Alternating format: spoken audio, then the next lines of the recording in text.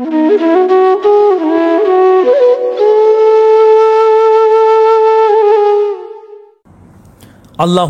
সাল্লি আলা মুহাম্মাদ ওয়া আলি মুহাম্মাদ সাল্লাল্লাহু আলাইহি ওয়াসাল্লাম। সাধুজন, আমরা কাহাব শব্দের অর্থটি জেনেছি। মূলত প্রকাশিত এবং গোপন দুই ধরনের, ইন্টারনাল বা এক্সটার্নাল দুই ধরনের বক্তব্য দিয়েই কোরআনের প্রতিটি আয়াত, প্রতিটি হরফ, প্রতিটি বাক্য আমাদের সামনে মহাজাগতিক জ্ঞানের পবিত্রতাকে প্রকাশ করেছে।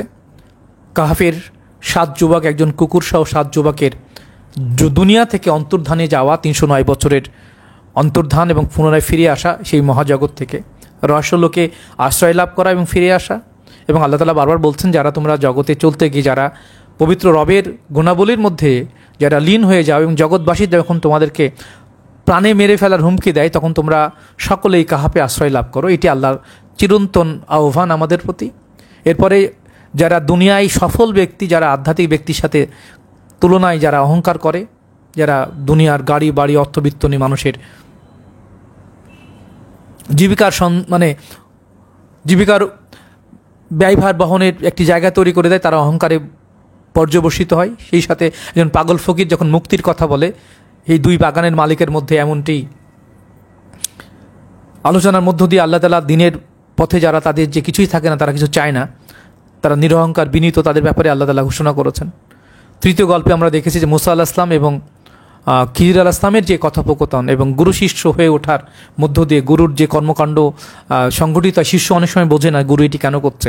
বাহ্যত মনে হলেও গুরুদের যে গায়েব জানার জ্ঞানের ব্যাপারে আল্লাহ তাআলা এখানে ঘোষণা করেছেন। এবং শিষ্য হওয়ার জন্য আদব রাখতে হয়, ধৈর্য রাখতে হয়। এটি আমরা খিজির আলাইহিস সালাম এবং মুসা আলাইহিস সালামের কথোপকথন এবং 3টি কাহিনীর মধ্য দিয়ে আমরা জেনেছি। এবং আপনারা স্মরণ রাখবেন নিশ্চয়ই যে তারা প্রথমে একটি নৌকায় একটি সমুদ্র পার হওয়ার পরে যে নৌকায় পার হয় সেই নৌকাটি ফুটো করে দেয়। তখন মুসা আলাইহিস সালাম বলেন যে এটি কেমন কাজ করলেন, যে ব্যক্তি আমাকে বার করে দিল আমাদের, তার নৌকাটি ফুটো করে দিলেন। তখন উনি কথা বলতে নিষেধ করেছিলেন যে আমি 3টি যাই করি, কথা বললেই আমাকে প্রশ্ন করলে আমি তোমাকে আমার শিষ্যত্ব থেকে বাতিল করে দেবো। তখন তিনি বলছেন, তুমি আমাকে মানা করেছি আমাকে প্রশ্ন করতে। তিনি বলেন, ঠিক আছে, আমি আর প্রশ্ন করব না। এরপরে তিনি নগর ভ্রমণে বের হন। সেখানে গিয়ে দেখেন যে একটি শিশু, সুন্দর ফুটফুটে শিশু, তিনি বিনা কারণে শিশুটাকে হত্যা করে। এতে আরও বেশি ক্ষতি, মানে মেজাজ হারিয়ে ফেলে মুসা আলাইহিস সালাম। তিনি বলেন যে আপনি মানুষ হত্যা করলেন। তো আবারও বলেন, আমি তোমাকে মানা করেছিলাম আমার সঙ্গে এসো না, কথা আমার শিষ্য হতে পারবে না, আমার সাথে আমার প্রশ্ন করো না। তিনি তৃতীয়বার বলেন, এবার যদি আমি প্রশ্ন করি তাহলে আপনি আমাকে শিষ্যত্ব থেকে বাতিল করে দেবেন। তারা একটি গ্রামের মধ্যে যায় এবং দেখে যে একটি গ্রামে খাবার চাই, খাবার দেয় না তাদেরকে। তারপর দেখে যে একটি দেওয়াল ভেঙে পড়ছে, মুসা আলাইহিস সালাম এবং সেই ব্যক্তি খিজির আলাইহিস সালাম সহ। যদিও কোরআনে খিজির আলাইহিস সালামের নামটি নাই, খিজির অর্থ হচ্ছে চিরসবুজ, এটি রূপক। সেখানে তারা সারাদিন ব্যাপী সেই সন্ধ্যা পর্যন্ত সেই বিনা পারিশ্রমিকে সেই ওয়ালটি ঠিকঠাক করে দিয়ে আসে এবং সেই এলাকার মানুষ তাদেরকে সামান্য পারিশ্রমিক দূরের কথা খাবারও দেয় না।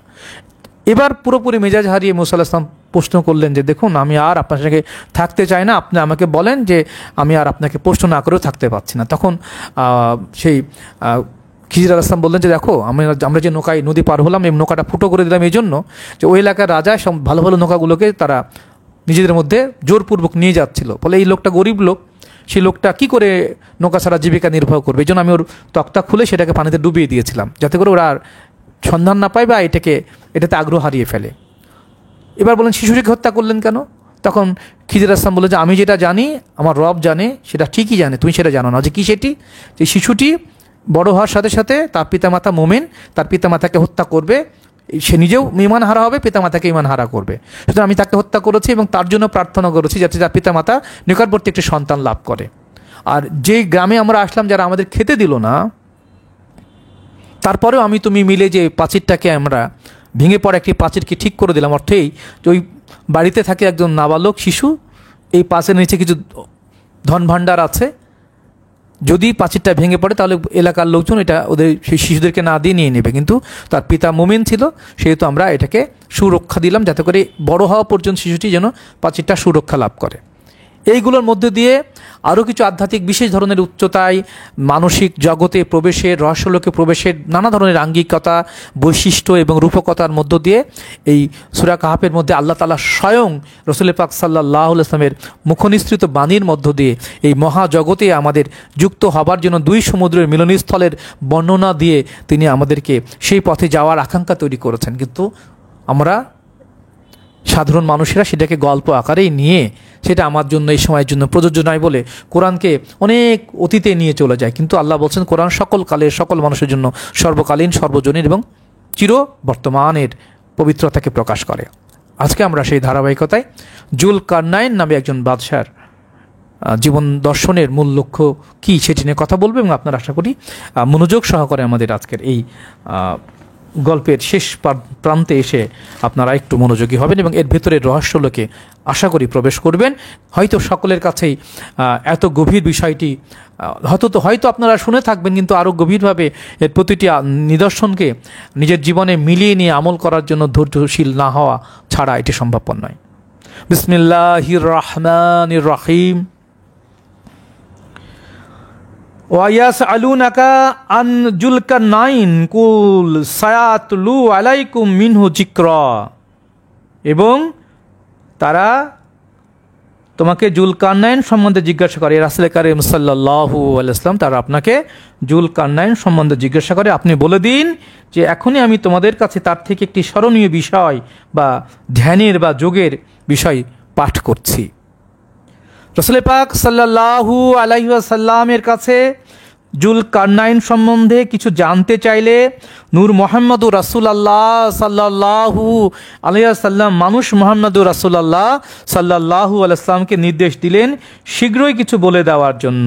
অতএব তিনি বললেন, শীঘ্রই আমি তোমাদের উপরে তার হতে স্মরণীয় এবং যোগের একটি বিষয়ে বক্তব্য রাখছি।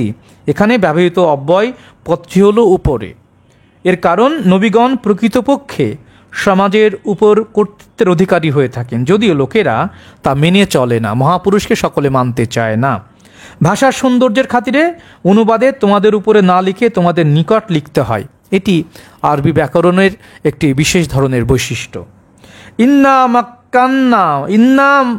মাকান্না লাহু ফিল আরদি ওয়া আতাইনাহু মিন কুল্লি শাইইন শাবাবা। ইন্না মাকান্না অর্থাৎ পৃথিবীর মধ্যে বা সৃষ্টির মধ্যে নিশ্চয়ই আমরা তার জন্য দিয়েছি প্রতিষ্ঠা এবং আমরা তাকে সকল বস্তুর মৌলিক জ্ঞান দান করেছি। কাকে? এটি নিয়ে আমরা কথা বলতে চাই। রাসূল পাক সাল্লাল্লাহু আলাইহি ওয়াসাল্লাম সম্পর্কে বলা হচ্ছে যে তিনি সকল কিছুর আদি উৎস মূল, এবং রাসূল পাক সাল্লাল্লাহু আলাইহি ওয়াসাল্লাম বললেন নিশ্চয় আমরা সৃষ্টির মধ্যে তার জন্য প্রতিষ্ঠা দান করেছি, অর্থাৎ সৃষ্টির উপরে তাকে স্থায়ী প্রভুত্ব দেওয়া হয়েছে এবং সর্ববস্তুর মূল জ্ঞান এবং সৃষ্টির মধ্যে বস্তু জগতের বিকাশ বিজ্ঞানের পরিপূর্ণ জ্ঞান দান করা হয়েছে। প্রকৃতপক্ষে তিনি উচ্চ পরিষদের একজন সদস্য, যাকে জুলকারনাইন বলা হচ্ছে। তিনি জগৎবাসীর কল্যাণ সাধনের জন্য সশরীরে সৃষ্টিতে গুরুরূপে আগমন করে থাকেন। এখনও প্রকৃত কামেল মুর্শেদগণ সেই পবিত্র সত্তারই প্রকাশ। ফাআতা শাবাবা, তাই তিনি একটি মৌলিক কারণের বিষয় অনুধাবন করলেন। কিভাবে? তিনি মানুষকে জীবন বিধানের মৌলিক জ্ঞান শিক্ষা দেওয়ার জন্য মানুষকে মানুষের স্বভাবের একটি দিকের প্রতি লক্ষ্য করে তার ধারা অনুধাবন বা অনুসরণ করতে লাগলেন। মানুষের জ্ঞান সূর্য কেন এবং কোথায় অস্ত যায়, এবং প্রথমত তাই হলো এখানে অনুধাবন করার বা দেখার বিষয়, এবং প্রকাশ ব্যঞ্জন একেবারে রূপক যে কোথায় গিয়ে মানুষের জ্ঞান সীমানা শেষ হয়। এবং জুলকারনাইন কে তার পরিচয় একটু দেওয়া হয়েছে। সাধুজান খুব গভীরভাবে এই আখ্যানটি সাধারণ মানুষের জন্য নয়, গভীরভাবে যারা সাধক, যারা কামালিয়াত লাভের দ্বার প্রান্তে, তাদের বিভিন্ন স্তরকে আল্লাহ তাআলা ব্যাখ্যা করেছেন। হাত্তাই ইজা বালাগ মাগরিব আশ-শামিস ওয়া জাদাহা তাগরুবু ফি আইনিন হামিয়াতি ওয়া জাদা ইনদাহা কওমা কুল্লা ইয়া জুলকারনাইনি ইম্মা আনতু আজিবা ওয়া ইম্মা আন তাত্তাখিজা ফিহিম হুসনা। বলা হচ্ছে যে পর্যন্ত না তিনি সূর্য অস্ত যাওয়ার স্থলে পৌঁছালেন এবং তাকে অর্থাৎ সূর্যকে কাদার প্রস্রবণে ডুবে যেতে দেখতে পেলেন এবং তার সঙ্গে অর্থাৎ ঝর্ণার সঙ্গে একদল লোককে পেলেন। আমরা বললাম, হে জুলকারনাইন, তুমি তাদের মধ্যে শাস্তি যা দেওয়ার দিতে পারো এবং তাদের মধ্যে যা কিছু সুন্দর তা গ্রহণ করতে পারো, অর্থাৎ রাখতে পারো। উল্লেখ করা হচ্ছে তিনি এমন ব্যক্তি যিনি আপন রব হতে প্রাপ্ত, সৃজনী শক্তির অধিকারী। সুতরাং ধন সম্পদ তার জন্য মোটেই কোনো প্রকার রহমত নয়, কারণ ধন সম্পদ তৈরি করার ক্ষমতা বা গুণ বা সিফাত তাকে দেওয়া হয়েছে। এই শক্তি যারা লাভ করে নাই তাদের জন্য কেবল ধন সম্পদই একটি রহমত রূপে গণ্য হয়ে থাকে। সকলের রব সকলের মধ্যে সমভাবে জাগ্রত থাকেন না। নিজের মধ্যে যে নূরে মোহাম্মদীর বিকাশ রয়েছে, যে ব্যক্তি যত সূক্ষ্মভাবে দুনিয়ার জাগতিক সংশ্লিষ্টতা ত্যাগ করতে পারেন, সে তত সেই রবের নিকটবর্তী হন, সেই রবের সঙ্গে যুক্ত হতে পারলে আমাদের আশ্রয়। হযরত মূসা আলাইহিস সালামের আধ্যাত্মিক জ্ঞানের সাধনা তার জীবনের কোন পর্যায়ে এবং কখন সংঘটিত হয়েছিল সেটি গুরুত্বপূর্ণ বিষয় নয়। সুতরাং এই ঘটনার সময়কাল বিষয়ে অধিক কিছু বলা যায় না। তবে এই কথা জোর দিয়েই বলা যেতে পারে যে জীবনের নীতি নির্ধারণ এবং আদর্শ সৃষ্টি করাই কোরআনের প্রধান লক্ষ্য।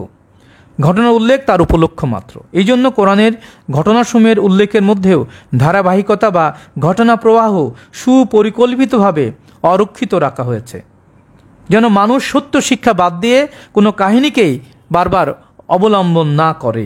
কিন্তু তথাপি কোরআনে যা চাওয়া হয়নি, মানুষ তাই কোরআন হতে পেতে চায়। মানুষ শিশুর মতোই গল্পপ্রিয়। তাই দেখা যায় রজনীতে বা রাত্রে রাসূল পাক সাল্লাল্লাহু আলাইহি সাল্লামের মেরাজ ভ্রমণ এবং দুই সমুদ্রের মিলন ক্ষেত্রে মুসা নবীর আধ্যাত্মিক ভ্রমণের বৃত্তান্তগুলো মানবজাতির গভীর আধ্যাত্মিক শিক্ষার বিষয় হিসাবে গভীর ইঙ্গিত বহন করে। কিন্তু নবীগণকে উপলক্ষ করে যে সকল শিক্ষা এবং আদর্শ সৃষ্টি করা হয়েছে সেইগুলো পালনের দায়িত্ব এড়াবার জন্য সেইগুলোকে নবীগণের ব্যক্তিগত বিষয় বা ভ্রমণ বৃত্তান্তরূপে গ্রহণ করতে মানুষ ব্যস্ত হয়ে পড়ে। এইরূপ নবীদের শিক্ষা এবং আদর্শকে কোরআনের ব্যাখ্যায় সর্বত্রই উপেক্ষা করা হয়। শুধু কাহিনী বা সময়কে আমরা প্রাধান্য দেই, কিন্তু যেটি আমার জীবনের জন্য পালনীয় আমলের বিষয় সেটিকে আমরা গল্পের আড়ালে ফেলে দেই। জুলকারনাইন শব্দটির অর্থ হচ্ছে করণ, অর্থ হচ্ছে দীর্ঘকাল বা শিং। কোনো কোনো অভিধানকের মতে 100 বৎসর, কারো মতে 80 বৎসর। কারনাইন অর্থ দুইটি দীর্ঘকাল বা দুইটি শিং। জুলকারনাইন অর্থ দুই কালের কিংবা দুই যুগের অধিকারী বা দুই শিং বিশিষ্ট ব্যক্তি। জুলকারনাইন একজন উচ্চতম পর্যায়ের ব্যক্তি ছিলেন, যার কর্মকাণ্ডের বিষয় কিংবদন্তির মতো প্রচলিত ছিল। তিনি কোনো ঐতিহাসিক ব্যক্তি ছিলেন কি না এটি পরের বিষয়। রাজর্ষি সুলাইমান আলাইহিস সালামের মতো তিনি কোনো রাজত্ব কায়েম করেছিলেন কিনা সেটি জানা যায় না। তিনি মূসা আলাইহিস সালামের মতো ভ্রাম্যমান একজন প্রথম শ্রেণীর নবী ছিলেন বলে মনে হয়। তিনি কোন কালের লোক ছিলেন তা আমাদের জানা নাই। মানুষের নামের অর্থের সঙ্গে গুণের যোগ সাধারণত থাকে না। এটা তার নামও হতে পারে অথবা খেতাবও হতে পারে। সুতরাং নামের অর্থের তাৎপর্য নিয়ে অধিক বাড়াবাড়ি না করাই ভালো। তিনি ছিলেন দুই সমুদ্রের মিলন ক্ষেত্রের একজন পরিপূর্ণ রূপ। মনে হয় তিনি উক্ত রূপে একজন ব্যক্তিত্ব সম্পন্ন মানুষ ছিলেন, যার নাম ছিল জুলকারনাইন, অথবা তার খেতাবি নাম ছিল জুলকারনাইন। সে যাই হোক, তার ইতিহাস উদ্ধারের চেয়ে বরং তার মূল শিক্ষা এবং নীতিমালা কী ছিল, আধ্যাত্মিক আমল কী, সেটি নিয়ে আমরা আলোচনা করতে পারি। জুলকারনাইনের জাহির এবং বাতেনের মিলিত যে রূপ, তিনি ইহলোক পরলোকের সম্মিলিত একটি রূপ এবং একজন ব্যক্তি ছিলেন যিনি উভয় জগতের জ্ঞানে জ্ঞানী। আল্লাহ বলছেন তাকে আমরা মূল জ্ঞান দান করছি, মৌলিক জ্ঞান দান করেছি। আল্লাহর প্রকাশিত সেফাতসমূহ ব্যক্তি সত্তার অধিকারে এমন পরিপূর্ণভাবে দান করা হয়, তিনি তা দ্বারা যা সৃষ্টি ইচ্ছা করেন তাই করতে পারেন। এমনই একজন ব্যক্তি যিনি কোন ফায়াকুনের অধিকারী, তিনি জুলকারনাইন। এটা ব্যক্তিগত নাম না হয়ে দলগত খেতাবীয় বা ক্লাস নেমও হতে পারে। মোটের উপর তিনি হলেন উচ্চতম পরিষদের সদস্যভুক্ত একজন ব্যক্তি যিনি আল্লাহর রহস্য লোকের সাথে যুক্ত। আলেকজান্ডারকে বলা হয় সেকেন্দার, ইব্রাহিম আলাইহিস সালামকে বলা হয় আব্রাহাম। এইভাবে সম্রাট দ্বিতীয় দরিউস, আসিরীয় সম্রাট হাম্বুরবি, সম্রাট নাবুকান নাজার অথবা এদের মতো অন্য কেউই যে কোরআনে উল্লেখিত জুলকারনাইন নন, সেই বিষয়টি এখানে পরিষ্কারভাবে ভাবতে পারা যায়। রাসূল পাক সাল্লাল্লাহু আলাইহি ওয়াসাল্লাম আপন ব্যক্তি সত্তাকে সূর্যের সাথে তুলনা করেছেন এবং মওলা আলী আলাইহিস সালামকে বলা হচ্ছে সেই সূর্যের শক্তির পরিপূর্ণ, পবিত্র, নুরানি, প্রেমময় অনুসারী চন্দ্রের মতো পবিত্র শক্তির প্রতীক। রাসূল পাক সাল্লাল্লাহু আলাইহি ওয়াসাল্লাম সূর্যের প্রতীক, মওলা আলী ইবনে আবি তালিব হচ্ছেন চাঁদের প্রতীক। এখানে সূর্য হলো সত্যের প্রতীক, মূল জ্ঞানের প্রতীক, কেন্দ্রের জ্ঞানের প্রতীক, এবং তিনি হচ্ছে নূরে মুহাম্মাদি সাল্লাল্লাহু আলাইহি সাল্লাম। এই মহানূর বা এই মহাসত্য মানুষের মধ্যে নিহিত রাখা হয়েছে তা তার নিকট প্রকাশিত এবং উদিত হওয়ার জন্য, কিন্তু সৎ আমলের অভাবে তা উদয় না হয়ে ঝর্ণার ঘোলা পানিতে সেটি ডুবে যায়। এই পানি প্রকৃতপক্ষে ঈষদুষ্ণ, যেহেতু এই উষ্ণ পানি নরকের বস্তু, সেহেতু তাফসীর কারকগণ একে ফুটন্ত উষ্ণ পানি বলে আখ্যায়িত করেছেন। কেউ কেউ একে ঘোলা পানি, কালো সাগর, কৃষ্ণ সাগর বা বীর্য বলে উল্লেখ করে থাকেন। এই বীর্যের আকাঙ্ক্ষা যার মধ্যে যত বেশি, সে তত বেশি অন্ধকারে ডুবে যেতে থাকে। একে পাপের সাগর বলা যেতে পারে, যেহেতু এই পাপ সাগরে সত্যের সূর্য ডুবে যায়। পাপ সাগর সমূহের মধ্যে একটি অন্যতম প্রধান পাপ হচ্ছে এই কৃষ্ণ সাগর। এই পাপ সাগরকে ঝর্ণারূপে রূপক করে উল্লেখ করা হয়েছে। তিনি এর নিকটে পেলেন একটি সম্প্রদায় যারা নারী মোহে বা যৌনতায় আচ্ছন্ন। এদের মধ্যে সত্যের সূর্য অস্তমান অবস্থায় থাকে। এরা পাপ প্রবণ।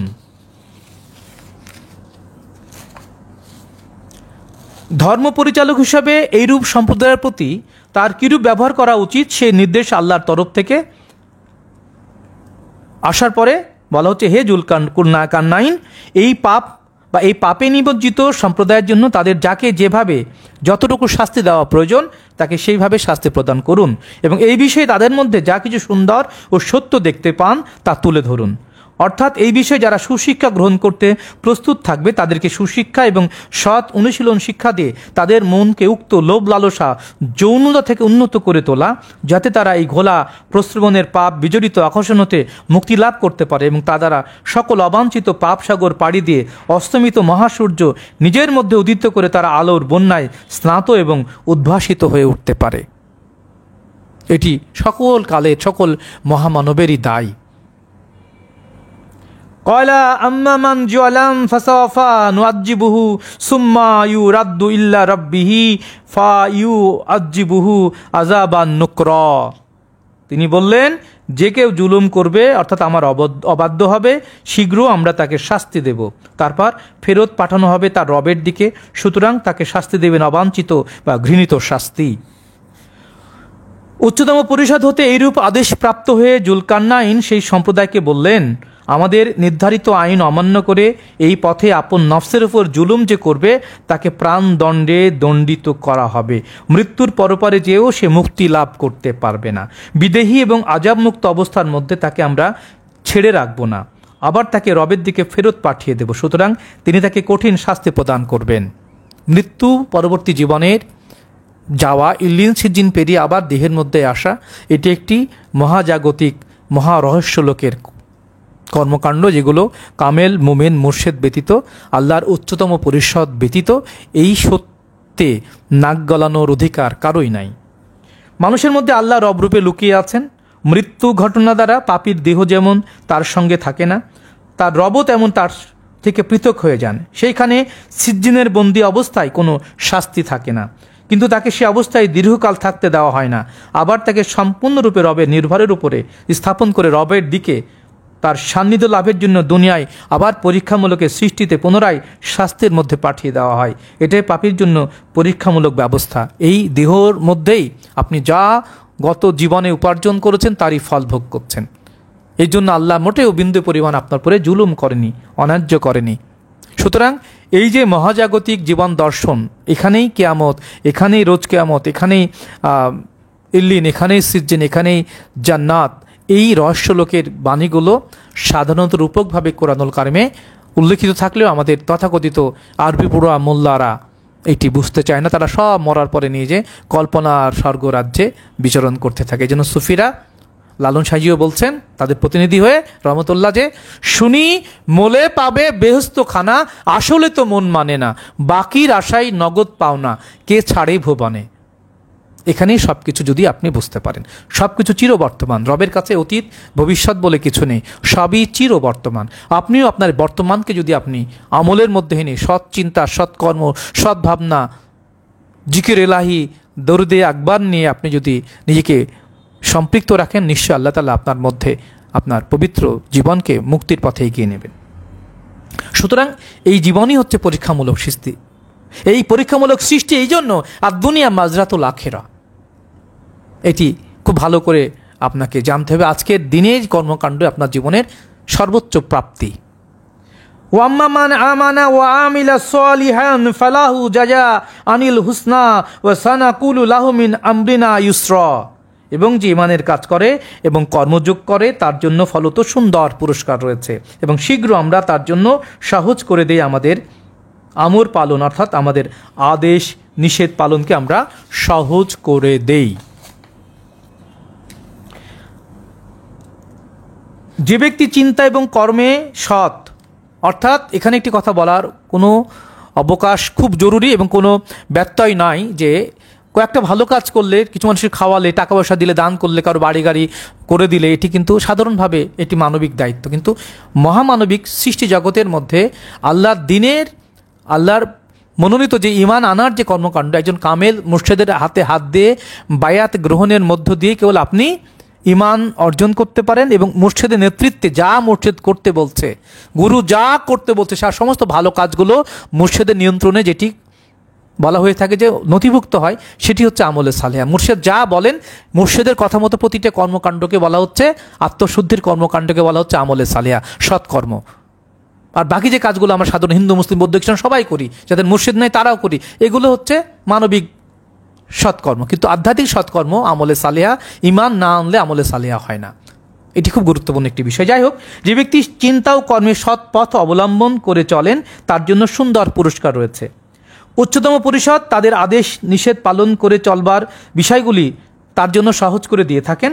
তারা সহজ করে না দিলে নিজ ক্ষমতায় কখনো কামেল মুর্শেদের নিকটবর্তী হওয়া বা তার নির্দেশে কর্মযোগে নিজেকে সম্পৃক্ত রাখা মোটেই সহজ বিষয় নয়। সুম্মা আতা সাবাবা, তারপর তিনি মূল কারণের অপর দিকে মনোনিবেশ করলেন। সেটি কেমন?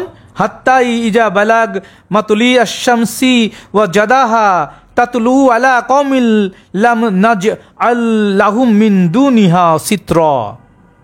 যতক্ষণ পর্যন্ত না সূর্যোদয় যেই জায়গায় হয় সেই স্থলে পৌঁছে দেখলেন এমন এক দল সেখানে উপস্থিত, যাদের জন্য আল্লাহ তাআলা বলছেন যে আপনি তাদেরকে তাদের আবরণ থেকে তাদেরকে আমরা কখনোই বিকশিত করি না। এবং যতক্ষণ পর্যন্ত না সূর্যোদয় স্থলে পৌঁছালেন এবং দেখলেন যে এমন এক দলের উপরে সূর্যোদয়ের উদিত হচ্ছে, যাদের জন্য তা ব্যতীত অন্য কোনো আবরণ সেখানে উপস্থিত নাই।